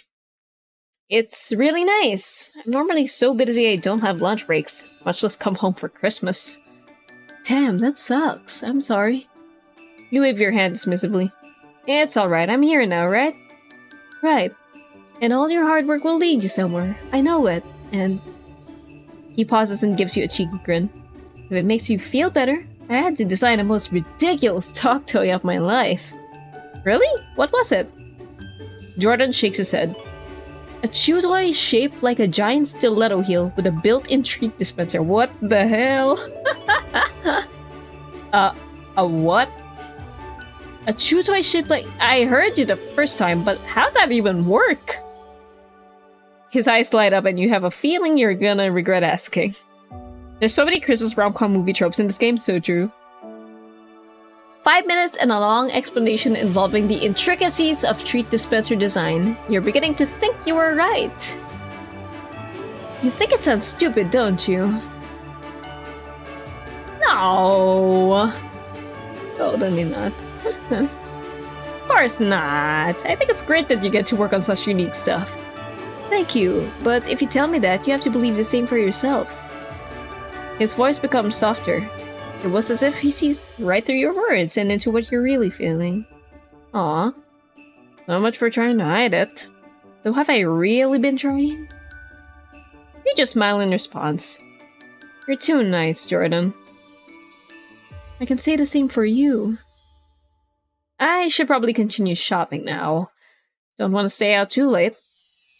Jordan takes out his phone and glances at it. Oh shoot, I need to get home and wash up for dinner. I'll see you later, yeah? Yeah, see ya. Wait, before I go, is there anything I can do to help with prep for the party?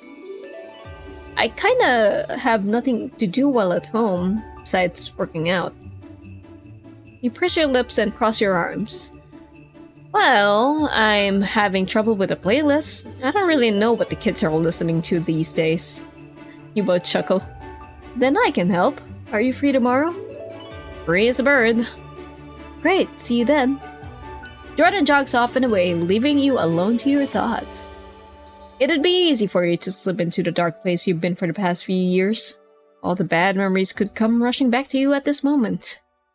No, it's the holidays. Don't think about it anymore. After pushing those thoughts away, you continue to shop. While it's easy finding gifts, it's much harder finding ones that fit your budget. Your job never paid well, but now that you have no job, the budget's even tighter. It's frustrating considering you want to show everyone how well you're doing now. You aren't. After finally finding enough gifts, you start making your way back to the car you borrowed from your parents. The comic book shop catches your eye as Jordan floats back into your mind. Maybe I should get something for him. Oh yeah. You walk into the store. You already feel overwhelmed by the sheer amount of specialty stuff that you're facing. A man looks over at your confused expression and smiles. Can I help you? You pause, realizing that you don't know exactly what to get Jordan. My friend plays D&D, and I'm looking for a Christmas present for him. Any suggestions? Oh man, the D&D books are pricey though. Do you know anything about D&D or what he plays? You shake your head. Then I recommend a set of dice. You never go wrong with that. They're over there. Yeah! Never go wrong with dice sets. And some of them aren't that pricey. You look over to where he was pointing. There's a small display filled with all types of dice. All of them are different colors, shapes, and sizes, but one in particular catches your eye. A little steel mountain dog with a small set of dice at its feet. Ooh. Oh, that's a good one! It's a display set that comes with a die. Perfect. You pay without looking at the price in case you get second thoughts. Oh, you might. And then finally start your trek home. The previous ball of pure negativity disappears at the thought of seeing Jordan's expression when he opens his gift. 132 scale Carla figure, please.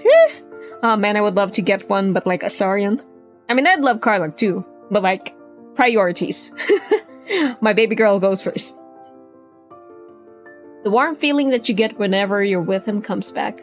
Maybe this Christmas wouldn't be so bad after all.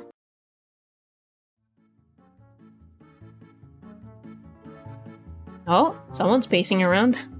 You pace back and forth in front of the door. You aren't necessarily nervous about Jordan coming over. It's more anxiousness. Feels like it's been ages since you hung out with someone. Sure, it's only so he could help out with the Christmas party, but still! Your hands are all sweaty and clammy. As soon as the doorbell rings, you open the door.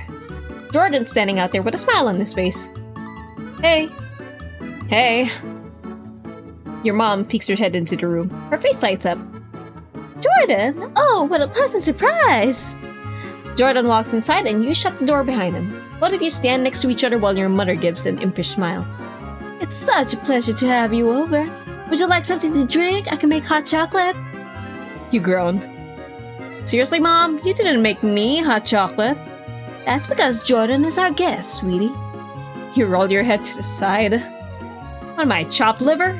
You just wish Jordan was a child. Huh? She laughs and pats his shoulder. I'd be blessed to have both of you as my children, you know. Ooh. Yeah, Mom totally approves, bro. Jordan just stands there with a slight blush creeping up his face. You grab his arm and start tracking him upstairs. Okay, that's enough. We're gonna do some Christmas prep. Have fun! A wave of embarrassment hits you as you open the door to your bedroom. You're aware of how childish your room seems, especially now that you're well into adulthood. Jordan walks in, his eyes taking in everything. Glances at pictures, looks at your bedspread before landing on the embarrassingly large pile of stuffed animals you have. Let's go, stuffed animals! This is a nice room. Very cute, but this... He picks up an orange dragon-looking thing.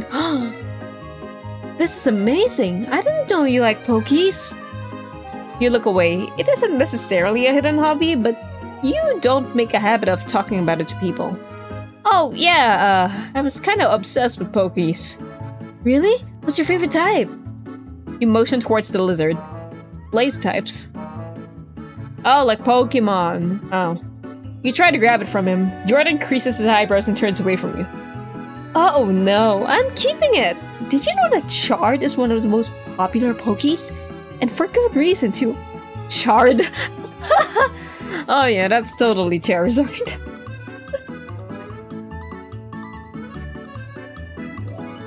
Or Charizard, rather. Now I'm thinking of a Charizard, like a Charizard that looks like a chair. So stupid. They have high defensive stats against wind types, and they can easily melt clay types as well. An all-rounder, if you will. You sit on the bed and he sits next to you. He squeezes Chard tightly as if it's gonna disappear. It's cute. Aw, you really know your stuff. Makes me a formidable opponent. You raise an eyebrow. Really? Even against... You reach behind you and grabbed a random stuffed animal. This? Jordan starts laughing hysterically. You glance down at the stuffed animal. It's a cat-looking creature, beige in color and small in size. It's a dust type, vulnerable against blaze types. I can work with this. Good luck. Why do we even have it? You frown and squish it. It feels soft and plush in your hands. It's cute. I can use its cuteness against you. Jordan chuckles. Alright. We'll have to battle it out sometime. That'd be fun.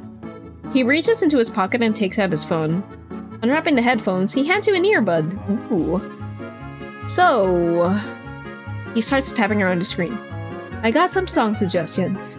Sorry I don't have better headphones, but this'll have to do. First song is pretty chill, but I think it'll be good to play later in the night. He puts in his earbud. You do the same. He closes his eyes as the music starts to play. Ooh, they're next to each other, sharing earbuds. The earbud stretches out too far for you to reach, so you scoot closer to him. Ooh. Jordan's shoulders touch yours. His body leans towards you. The close proximity is enough to leave you fidgeting as the song plays. Jordan shifts slightly as if also taking notice. Ow! Ooh, ooh, ooh. Aye! Lean your head on his shoulder. Ooh! The atmosphere is nice. The music softly playing. A lull in conversation. You let your head droop, resting it against Jordan's shoulder. You stiffen slightly. For a second, your heart skips a beat. Is he gonna push me away? Your worries are assuaged as he leans into you. You adjust your head to a more comfortable position. You don't need to look over at him to know that he's smiling as much as you are. It's a peaceful moment, one that you want to sink into forever. After listening to the song for a while, a new one starts playing. You lift your head. Oh, I really like this one. The gears in your mind start to turn as you imagine a scene that would be perfect. You start mumbling to yourself, reaching for the laptop that's on your bedside table. The camera pans over to show both the characters. You open your laptop and start typing furiously in an empty document. The song continues. As to the ideas in your head, your fingers move at lightning speed. It's as though these ideas would fade to nothingness if you don't get them out now. Good enough for now. Wow. You look to see Jordan staring at you. You feel your ears turn red hot from embarrassment. You just smile sheepishly. Sorry, he got carried away. Jordan shakes his head. You're fine. I thought it was cute. Ooh, he thinks we're cute. Besides, it's inspiring to see someone as passionate as you are. Tell him your idea. Come on. You scoot closer to him, shifting your laptop screen so he could see. You wanna know my idea? Of course! I'd be happy to listen. You divulge your idea, giving details on how the song paints a picture inside your head. Jordan leaned into you. It was as if they wanted to hang on to every word, not wanting to miss any of it. And I think it would be really cool for the MC to end up moving on instead of focusing on the past. Damn. That's so cool. You came up with that just by listening to a song? It kinda just happens. It sounds awesome. You have to tell me once when you finish the movie so I can be the first person to see it. You laugh. Of course. What other stuff have you worked on? Oh, well. You shrug, not wanting to admit that you've gotten no credit. Yet you trusted him to not make fun of you. I've worked on several films. I never actually got credited for anything. Really? Tell me more. Are you actually interested?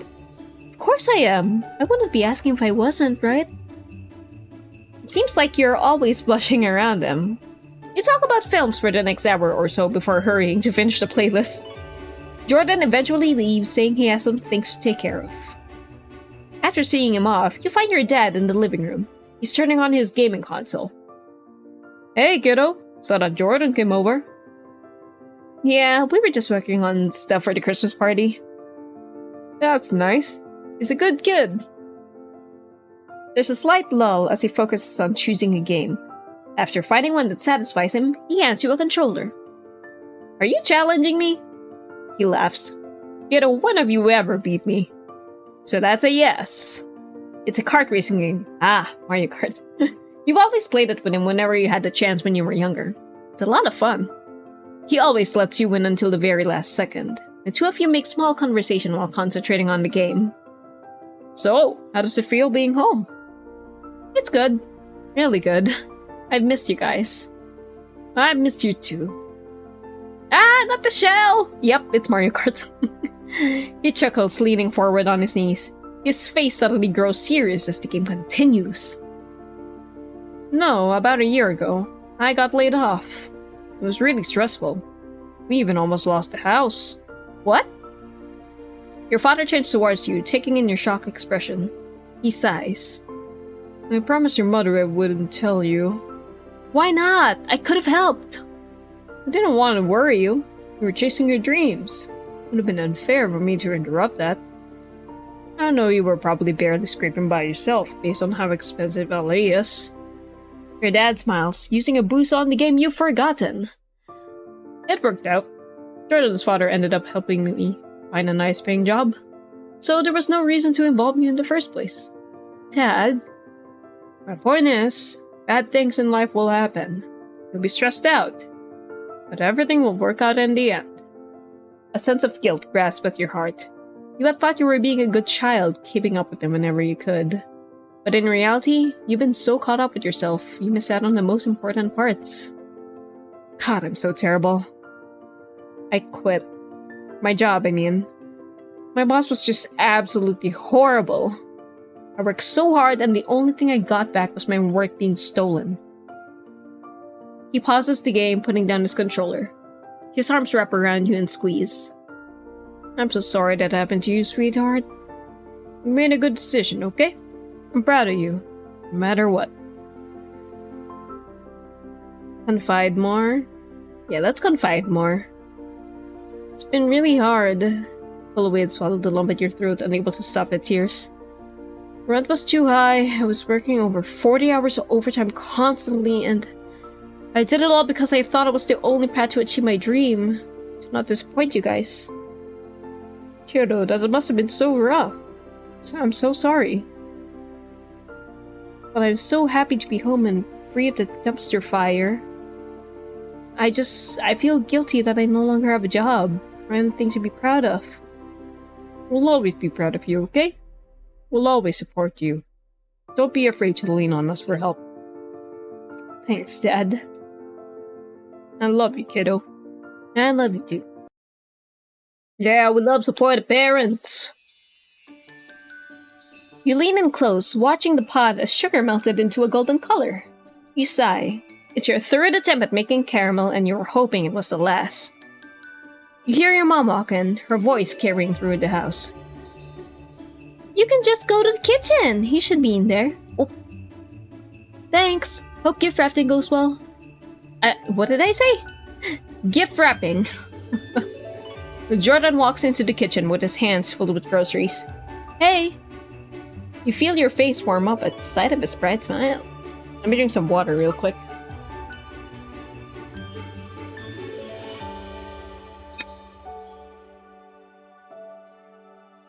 Jordan! What are you doing here? I saw your mom at the store and she said you were swamped with trying to finish prep and wrap gifts in time. So, since I didn't have much to do, I offered to come over and help. Oh, thank God. You peek into the bags he brought. Perfect. This is the stuff to make some apple crisp. I can help you with the recipe, but can you chop up the apples for me? Sure thing. It feels almost domestic, cooking in the kitchen with Jordan. Christmas music plays in the background as the two of you work together, talking about whatever comes to mind. This looks pretty good. What's apple crisp? I'm not sure. I mean, I imagine it's... Maybe it's like... I don't know, apple pie? I don't know. It's got apple in it. Maybe it's a crispy apple pie? Jordan looks into the pot that you're furiously staring at. It looks perfect, the deep golden brown liquid emitting a sweet scent. Is this your first time making caramel? Third. The other 2 times ended up in flames. Or burnt. Mind if I try? Sure! Don't be afraid to tell me if it's bad. You hand him a spoon. I'm sure it's great. He takes a spoon and scoops out a tiny bit of caramel. You watch with curious eyes as he blows on it to cool it down. After eating it, he pulls the spoon out of his mouth. A bit of the sauce lands on his cheek. Oh? On his cheek, you say? This is really good. Yeah! Target spotted! Oh! Wipe away the caramel! Do it!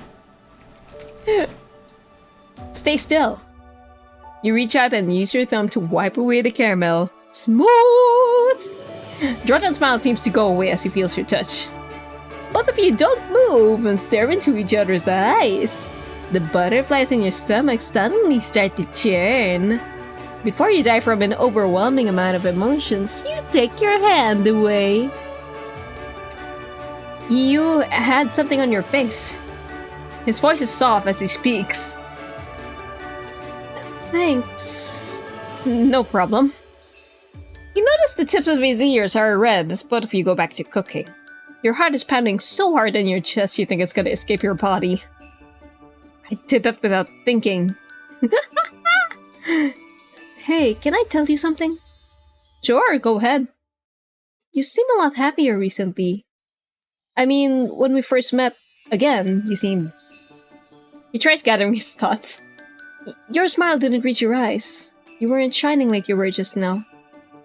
The butterflies turn into a pit of churning anxiety as realization hits you. He's been trying to cheer me up. All those jokes, being silly. It was for me. Guess I wasn't masking it as well as I thought. Thank you, Jordan. For what? You give him a soft smile. For always cheering me up. You're one of the reasons I can really smile. He starts to furiously stir the apple mixture in the bowl he's holding.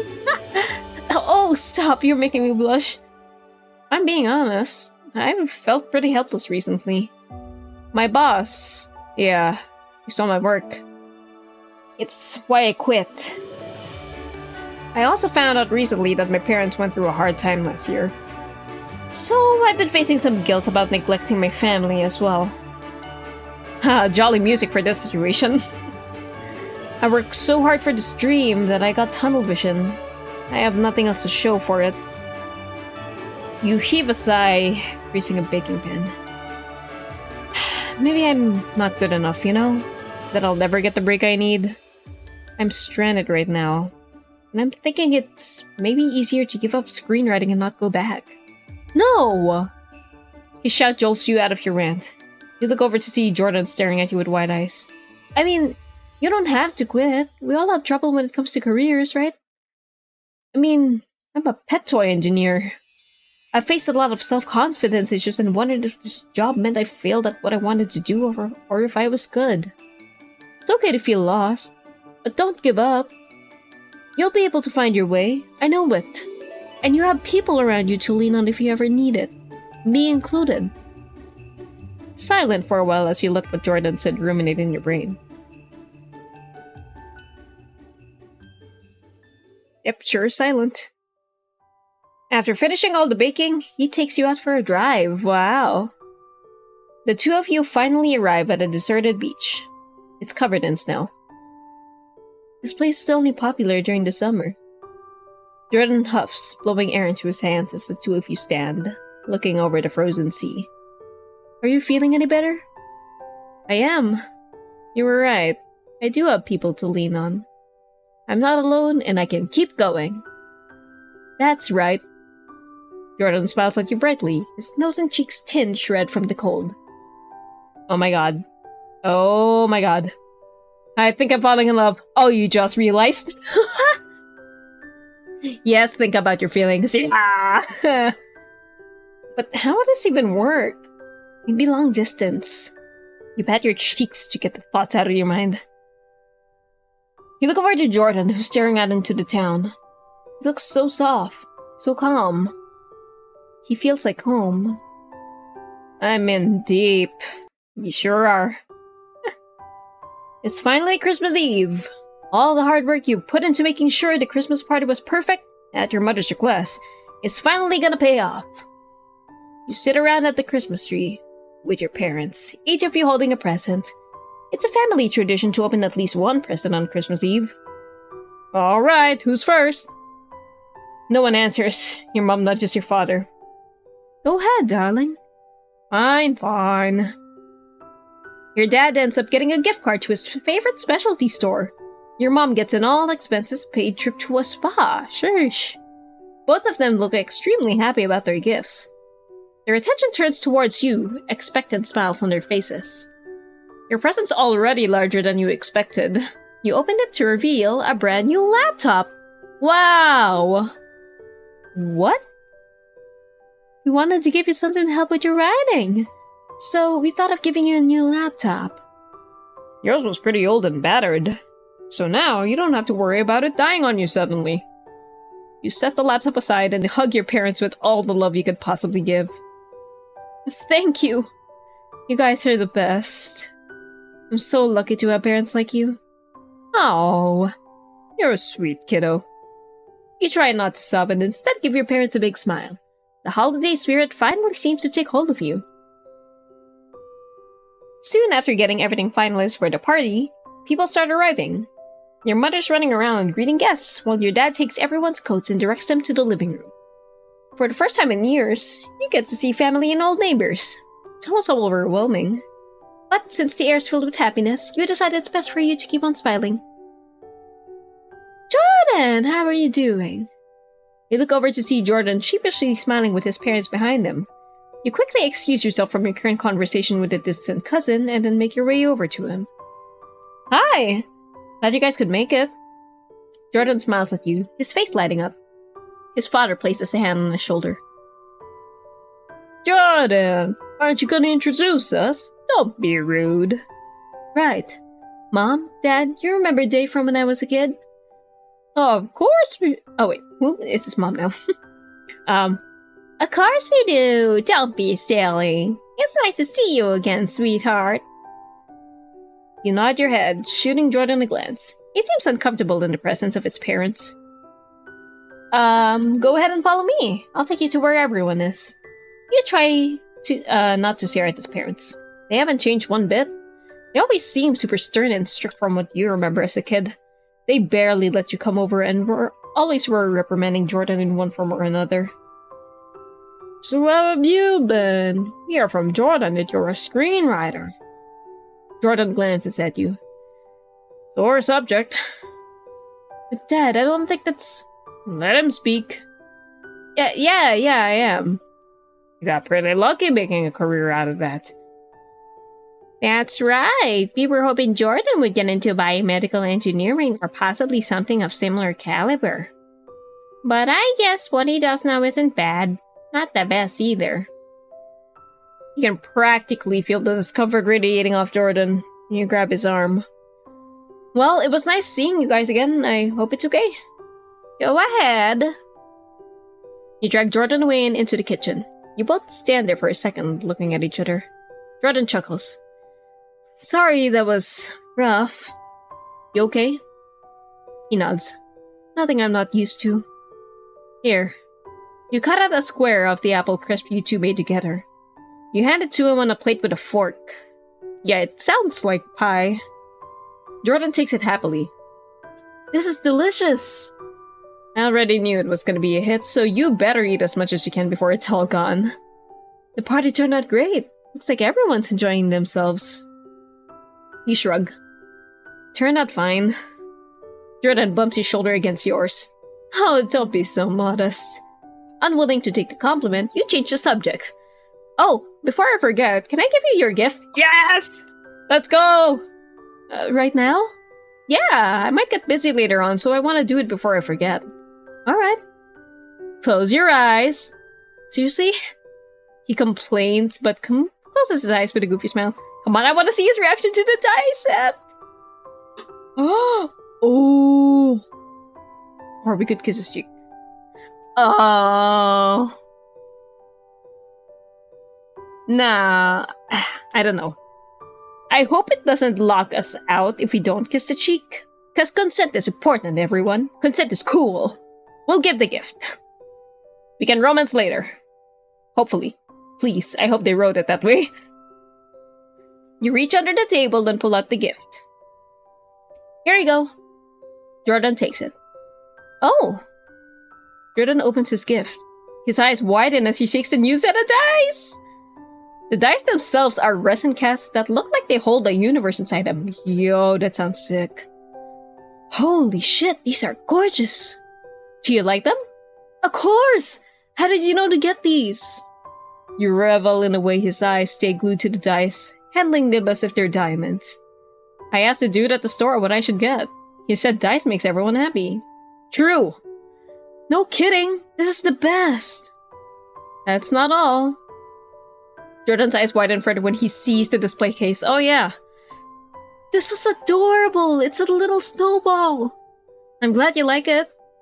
It's awesome. Thanks, Day. Jordan gently sets down the set and then reaches into his jacket pocket. Okay, now it's my turn. He takes out a stuffed bear with glasses that's holding a notebook and pencil. You gasp and take it from him. Aw. It's so cute! You pause and give him a teasing look. Did you keep this poor thing in your pocket the whole time? Jordan sheepishly rubs his neck. I'm not exactly the best at wrapping, and I felt kinda embarrassed putting it in a bag, so in my pocket it went. Well, I love it either way. Thank you, Jordan. Day! Come in here and say hi! You give Jordan a look. I guess that's our cue to go socialize. Ooh. The two of you make your way back out to the party. You see your mom waving you over. She's standing next to your extremely talkative aunt. You take a deep breath. Time to be a good host. Auntie! Hi! Long time no see! You lean in and your aunt gives you a bone-crushing hug that lasts for 1 second too long. Hey! It's good to see you! We haven't seen you ever since you graduated college! I've been pretty busy. Right! You're a big Hollywood screenwriter! You just nod and smile. You knew this would happen. Everyone harping on you about your life. Especially your job. Have you got a partner? It's about that time you get married. Oh my god. No, I'm not dating anyone. What a shame. Oh boy. Your mom gives you a side eye. It's a shame. I know someone who would be great for you. You look around and try not to dwell on what she's saying. You spot your cousins having a conversation with Jordan and decide to join. I'll be back. You walk over to the group of people that won't press about your love life. Nelly. Hey, long time no see. Was my mom badgering you about marriage? You groan and nod. A dreaded question in every family gathering. Everyone nods along, voicing their agreement. It's been forever since we've seen you. I know you get this question a lot, but how have you been? Tired, busy, but coming back home has been nice. Especially since I got to hang out with this nerd again. You point towards Jordan, who's taking a sip of his drink. He gives you a sly smile. I've been giving you the time of your life. Helping me hang lights is very riveting. The two of you laugh. One of your cousins picks up a deck of cards from the table. Anyone up for a game? I'm in. You press your lips. You're already tired of socializing, but the game might be good for you. Let's do it. Sure thing. Hope you all like spoons. After gathering more people to play, all of you sit around a table. The card game itself is pretty competitive. After a couple of rounds, people gather to watch or switch out players.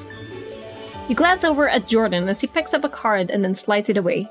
His face is so focused that you'll lean in to whisper in his ear. I see you cheating, Jordan. What?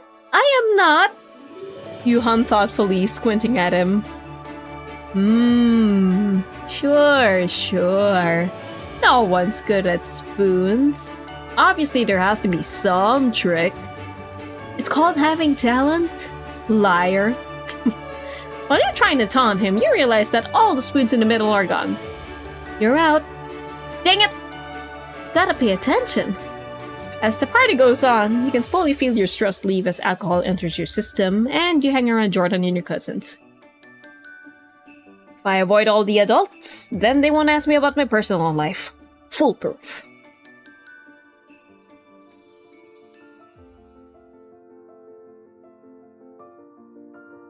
It's not foolproof. The initial excitement of playing games with people becomes a bit too much.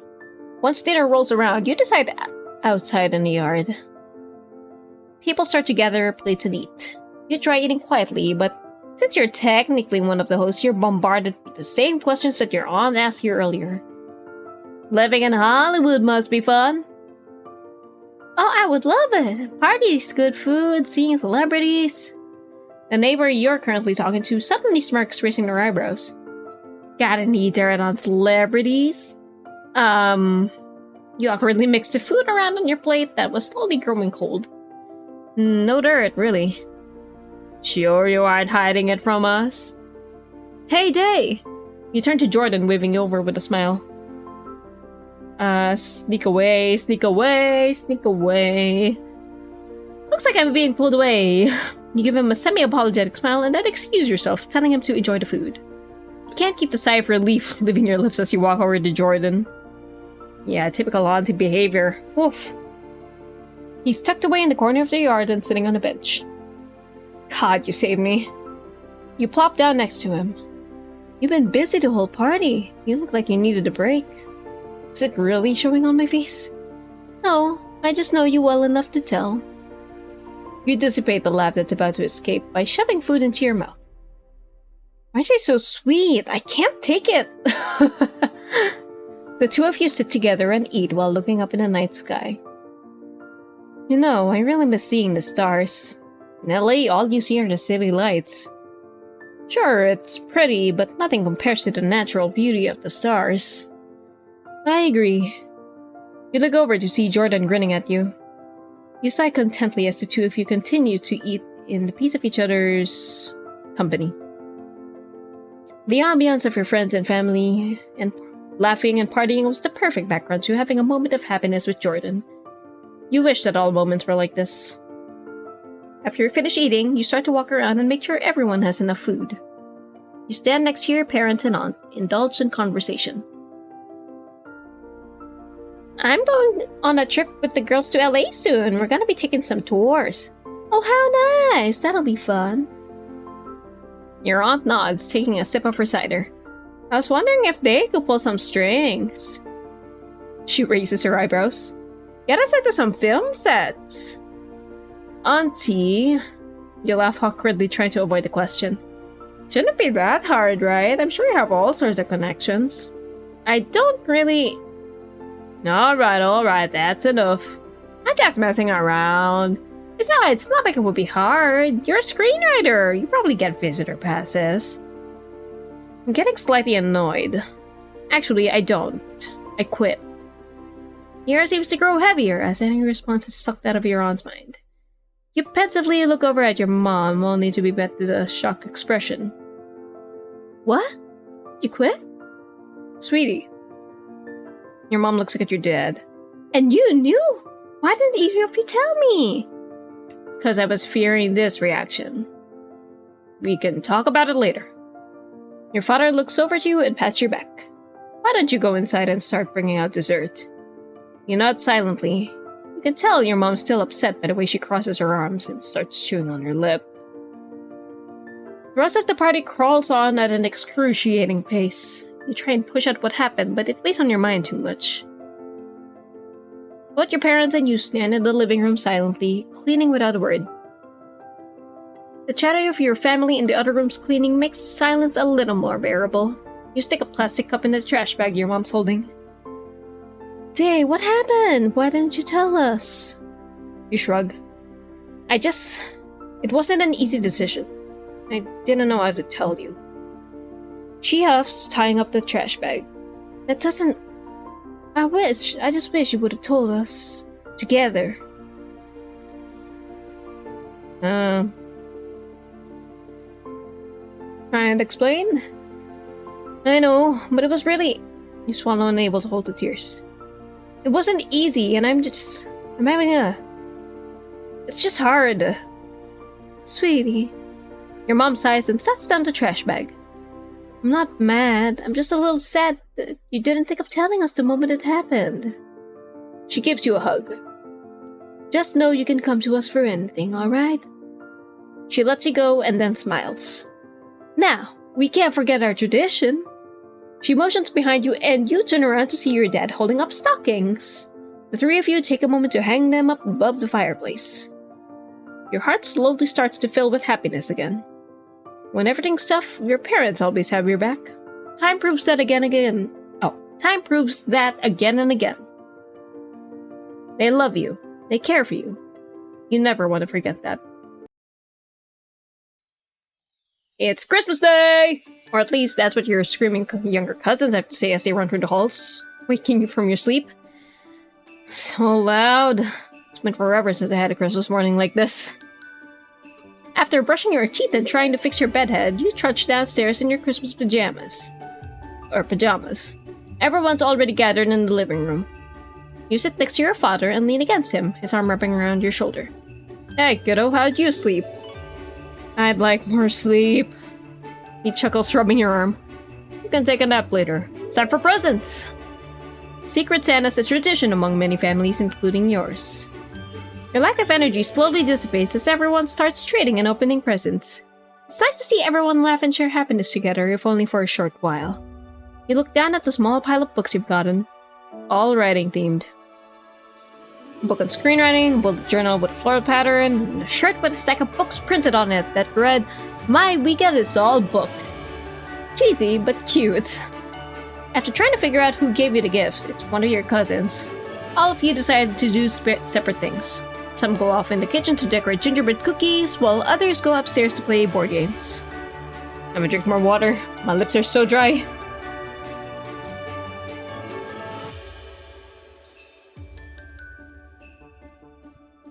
You stay in your spot next to your father. Everyone staying here are watching as many Christmas movies as possible. It's nice to relax and slowly drift off. After you wake from your nap, you sit and talk with your cousins. The topic of discussion is last night's party. You seem to get pretty cozy with Joe Jordan. What was his name? Yeah, wait, what? We all saw it. The way you two looked at each other, sneaking away during dinner, or how you were practically glued to each other the whole entire night. You could try denying it, but with the way your face starts to heat up, you know it's useless. I mean, I wouldn't say we looked at each other a certain way. Your cousins only look at each other, making you more self-conscious. He lives pretty far from you though, like normally, right? Yeah, why? Well, what are you gonna do? You lower your head. I haven't really thought about it. This sucks. I won't be able to see him often. So much for getting a crush. You feel a hand on your back. Don't worry about it. Long-distance relationships are hard, but totally doable. My best friend was in one. She lived in Canada and her girlfriend lived in the US. Eventually, they moved in together and are now living happily. If you guys communicate and have a strong enough bond, distance will only be a small bump in the road. Agree!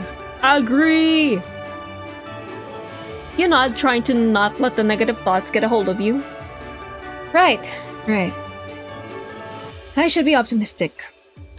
So this means you do like You smile, pushing them away. Oh, shut up. Both you and your cousins jump as a group of younger kids come clambering over, complaining about the lack of things to do. That is a story day! Please, I'm so bored! Me? Why me? Mommy said that you're good at it. You try not to scowl and instead nod, trying to think of a story. It's been a while since you've had to come up with a story on the spot. Alright then, let me tell you the story of a lone gingerbread night. As you tell the story, people come into the living room to listen. Your hands move as you go through the tale, your voice dipping and rising with each emotion. After you finish, everyone claps. Oh, guys, come on. You shyly stand and shuffle over towards the stairs to try and escape the attention. Your aunt and uncle are standing over there with your mom.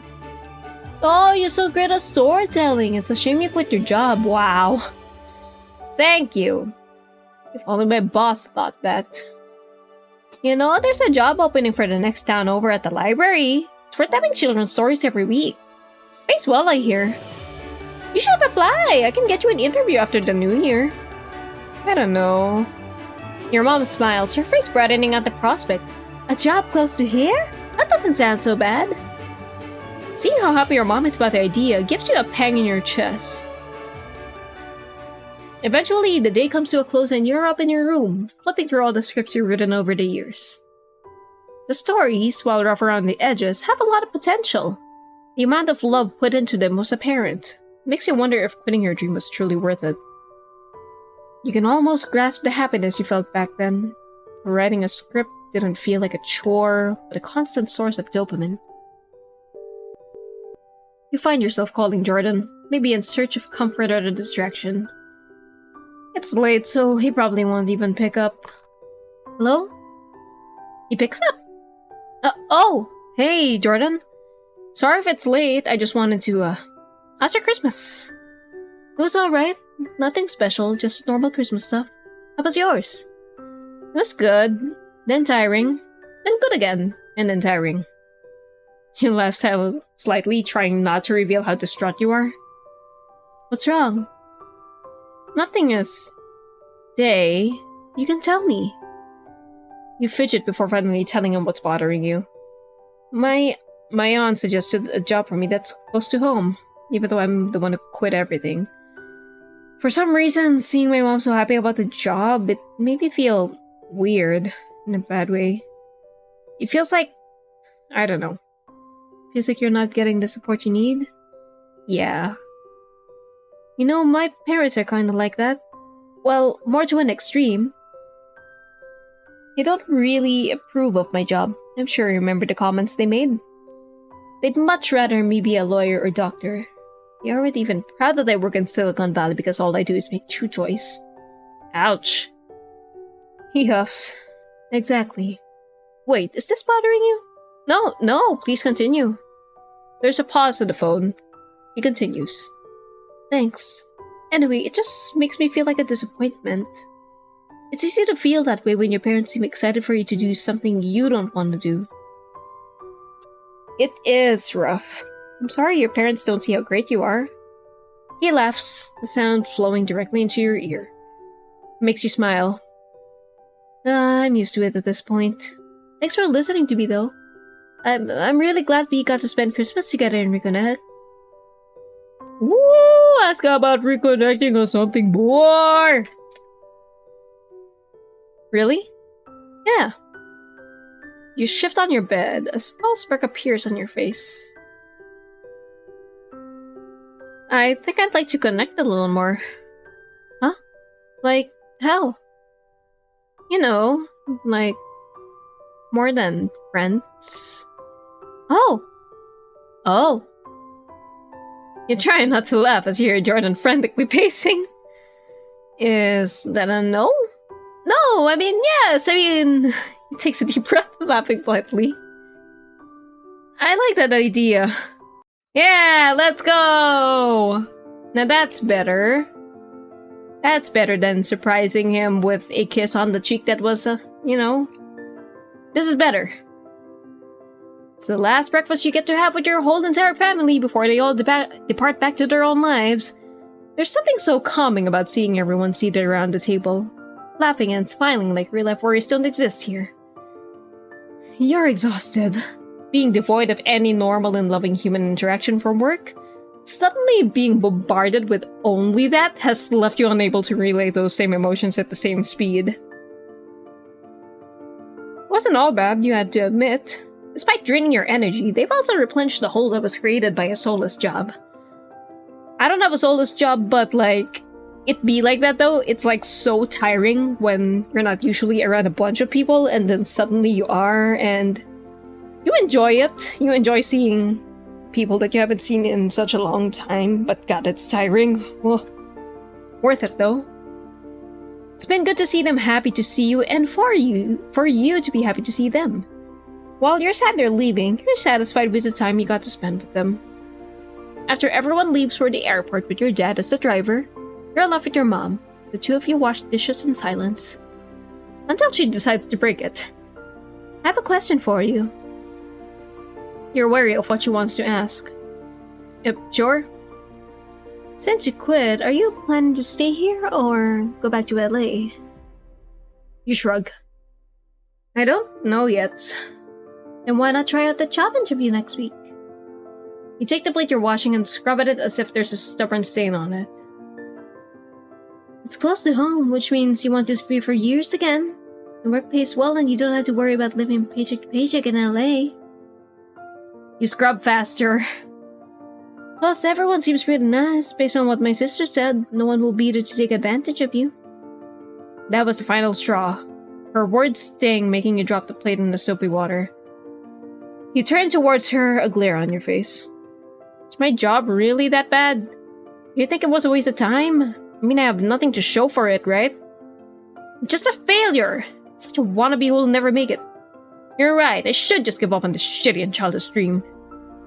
Seeing your mother's hurt reaction fills you with guilt. You don't reach out and instead look away. I've never... Her voice wavers from anger and hurt. I've never thought those things about you.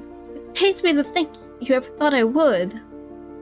You hear her stomp off towards her room. You dry your hands off, a headache starting to form in the center of your head. This is so... I hate this!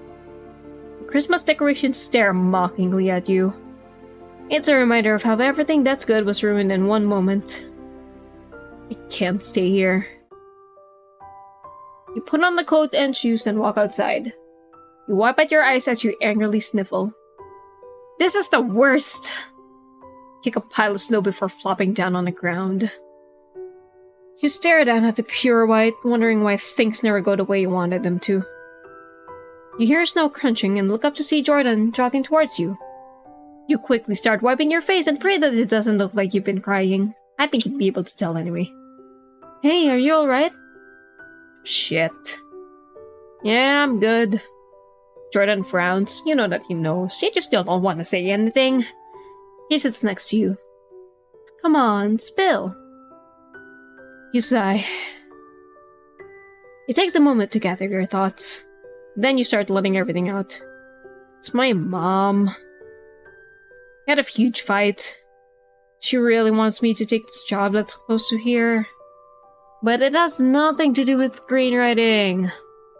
She kept pushing and pushing, saying that I wouldn't disappear for years or have to worry about money. I ended up snapping. I said that she thinks I'm nothing but a failure and should just give up. It was so mean, and I didn't want to be, but I have so much pressure on me and I wanted to stop. I can't handle this anymore.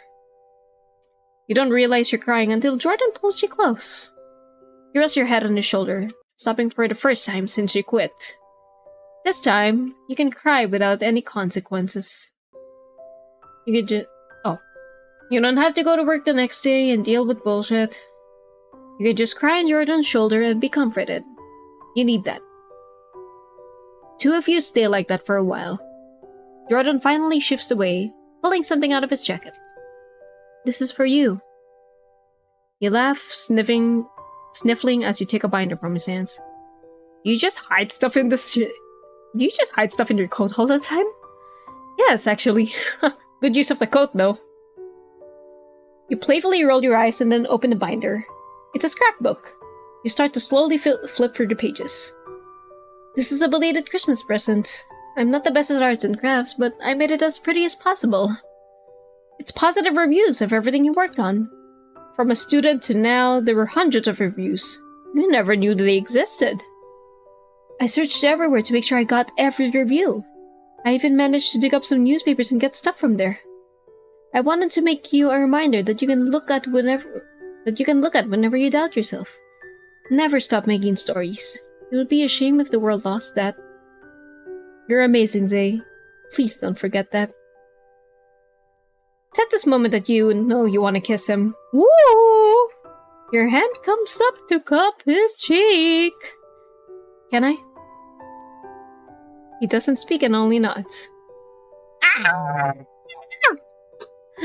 You lean in, savoring the warm feeling of his lips on yours. It feels like a fairy tale. Kissing under the falling snowflakes and feeling nothing but warmth.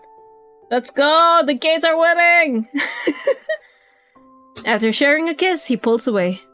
A blush covers all of his face and ears. Does this mean you like me? They confess to you over the phone! What do you mean? You laugh. God, he's adorable. Of course I like you, you goof. Oh, thank God. He chuckles before frowning. But the distance... You hum, your thumb running over his rosy cheek. Yeah, that'll be tough, but we can work it out, right? Right. We got this. You laugh and lean in to give him another kiss. You knew you did have it. You have Jordan by your side after all. Aye. After talking with Jordan a bit about how he managed to find your first college film reviews, you're now holed up in your room, taking your time to read each review. Jordan was right. People loved your work, even if they didn't know you worked on it. That was enough, right? Get out, it's time for dinner. You don't want to go downstairs. You're still unsure on how to talk to your mom after the fight. You have no idea what to say. After walking down the stairs, you sit awkwardly with your plate in front of you as your dad fills it up. Thanks for the meal, honey. You're welcome, dear. You stay silent and pick up your fork. Make no move to eat and only push the food around your plate. The tension's thick enough to cut with a knife. Apparently it's also enough to annoy your father, who sighs loudly. Just talk, both of you. Don't say anything. It's hard to find the right words to say, the ones that'll express all your emotions, not just anger. Your mom takes a sip of her water and then clears her throat. I'm sorry. I didn't want to pressure you, and the very last thing I wanted to do was make you think I didn't approve of your job. I was just very worried from a child. You finally came home, but you were different. You were unhappy and stressed. I didn't recognize the optimistic and happy person I last saw. If you still want to pursue screenwriting, I'll support you, no matter what. It's your dream, and I don't want you to give up on that. You get up and walk over to her. After giving her a hug, the tension melts away as she gives you a smile filled with motherly love and care. I'm so sorry for my outburst. You sit back down and clasp your hands together, finally opening up fully about how you felt. I didn't want to let either of you down. I felt like I was a failure because I spent so many years, so many sleepless nights, working as hard as I could to make a name for myself. And it didn't happen. I was afraid of you guys finding out. You know we wouldn't be upset. I know, but it was just hard letting you guys know. Sweetie, I think your hard work was admirable. I know you made some great stuff. It's the fault of others for not seeing how amazing you are. Your dad huffs and crosses his arms. I have half a mind to go down there and speak to them myself. Don't worry, kiddo. We have your back no matter what. We want you to live your life the way you want. If that means screenwriting, then we know you can do it. You smile, thanking them.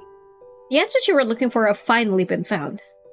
All it took was a visit home to remind you what was important. Without Jordan's and your family's words of encouragement, you know you wouldn't be in the same spot you are now.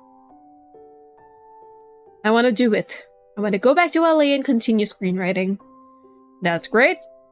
Anything we can do for you? You shake your head. Knowing I have the best people around to support me is enough. You chuckle before continuing. And I promise that this time I'll come visit during the holidays when I can. And when I can. I know that family is just as important as my career, and I'll never forget it. It's been a year since you and Jordan entered what you'd like to call a tentative romantic relationship. You wish I could say that everything's all rainbows and butterflies, but in all honesty, it was a bumpy road. It was hard keeping a long distance at first. While you struggled to get back into your dream, the space Jordan left felt emptier and emptier by the day. After several visits, he gives you the news that he switched to remote work, meaning they could go anywhere and take their work with them. At the same time, you break the news that you're moving back to LA because you're now screenwriting for a major motion picture. Woo! The pieces all fell together, and before you know it, it's Christmas time once again. God, these boxes never end. You're currently emptying out one small box among the pile that was shoved against the wall. You had tried hanging Christmas lights on the pile to make it look festive. It doesn't. Your apartment isn't decorated yet, but the living room furniture is finally out. Aye! Feel a hand wrapped around your neck and lips on yours. No unpacking today. But the boxes... You turn and face your boyfriend, a pout on your lips. Boxes can wait. How about we open presents instead? And enjoy our rare time off, Hope remote working continues. Company wants people to come back to the office more often. Man, I mean, you know, it's different for people, right? Some want to be on site, but others would prefer remote working, which is really handy because, like, you know, you don't have to spend time commuting, spend money commuting. Don't have to wake up at the ass crack of dawn just so you can make sure you get to work on time. It's tough. You laugh as you spot the crudely wrapped present in his hands. Nice wrapping job. Better than keeping it in my pocket, right? You snort. Jordan sits down on the couch and you reach under the Christmas tree and grab his present. After sitting next to him, you plant a quick peck on his lips. I'm so glad I get to spend Christmas time with you. Yeah? You nod. Feels like everything is in its right place. Even if things get hard or I hit a roadblock, I have you. Jordan looks at you with wide eyes. You blush, suddenly embarrassed by what you said. Anyway, I just feel happier than before, so thank you. Here. You push your present toward him, looking down at the ground. He places his gift for you in your lap in exchange. It's cute when you get embarrassed. You pout, picking at the wrapping paper. Yeah, just open it. Both of you tear into your presents. You let out a small gasp as you open the jewelry box. Inside is a delicate silver necklace with a book charm. You pick it up gently. Jordan. You look over to see him tearing up over his gift. You let out a small laugh as you realize both of you have gotten each other jewelry. Oh man, now you're matching. Jordan inspects the ring closer. It has a red gem in the center, with a small silver D&D dice on either side. Dude, I want that! You'd gotten into playing the game with him and decided that it's the perfect gift to show love for the new hobby you share. Let's go! We love it when more people play D&D. Hey, this is beautiful. Do you like it? I hope I got the right size. Jordan slides the ring onto his finger with ease. It's perfect. I'm glad. Here. He takes the necklace from your hands. You shift so your back is facing him. Jordan sweeps your hair away from your neck and then clasps on the necklace. It's gorgeous. I love it so much. You turn toward him and give him a big, cheesy smile. Merry Christmas, Jordan. Merry Christmas, Celine. Oh, okay, so like, Day's a nickname or something, Celine is fine. Alright. The two of you share a passionate and loving kiss. Waves of happiness flow through you. Love, love. Oh, whoops. To think that only a year ago you'd finally met Jordan again. Seems like yesterday. Now you're living your best life with the person you love. You couldn't ask for a better Christmas. Hey! And that was it! Woo! We did it! Well, that was lovely, wasn't it? Ah. Just a nice, happy game. Hell yeah, we got a good ending! Woo! Alright. So, those were 4 indie Christmas games for tonight. Hope y'all enjoyed. Hope it got y'all in the holiday spirit. My personal favorite was the penguin one though. It was so cute. I just wish it had subtitles. But I mean, other than that, like, I love the little narration style. It's like so, you know, peak Christmas story narration. And the penguin is just so squishable. Anyway, thank y'all so much for hanging around, my dear fairies. And of course, reminder, only 3 days left until I stop accepting replies. So yeah, answer if you haven't yet. Thanks for the stream. Thank y'all for sticking around. Tomorrow, Draco and I will finally be finishing our Pokemon Emerald Nuzlocke. I'm gonna be going through Victory Road, then Elite Four, and finally the Champion. I finished grinding like yesterday, and oh my god, it took like 6 hours or more. It was terrible, but I did it. Anyway, hopefully we'll see y'all next stream, and rest well for now, my dear fairies. Bye bye.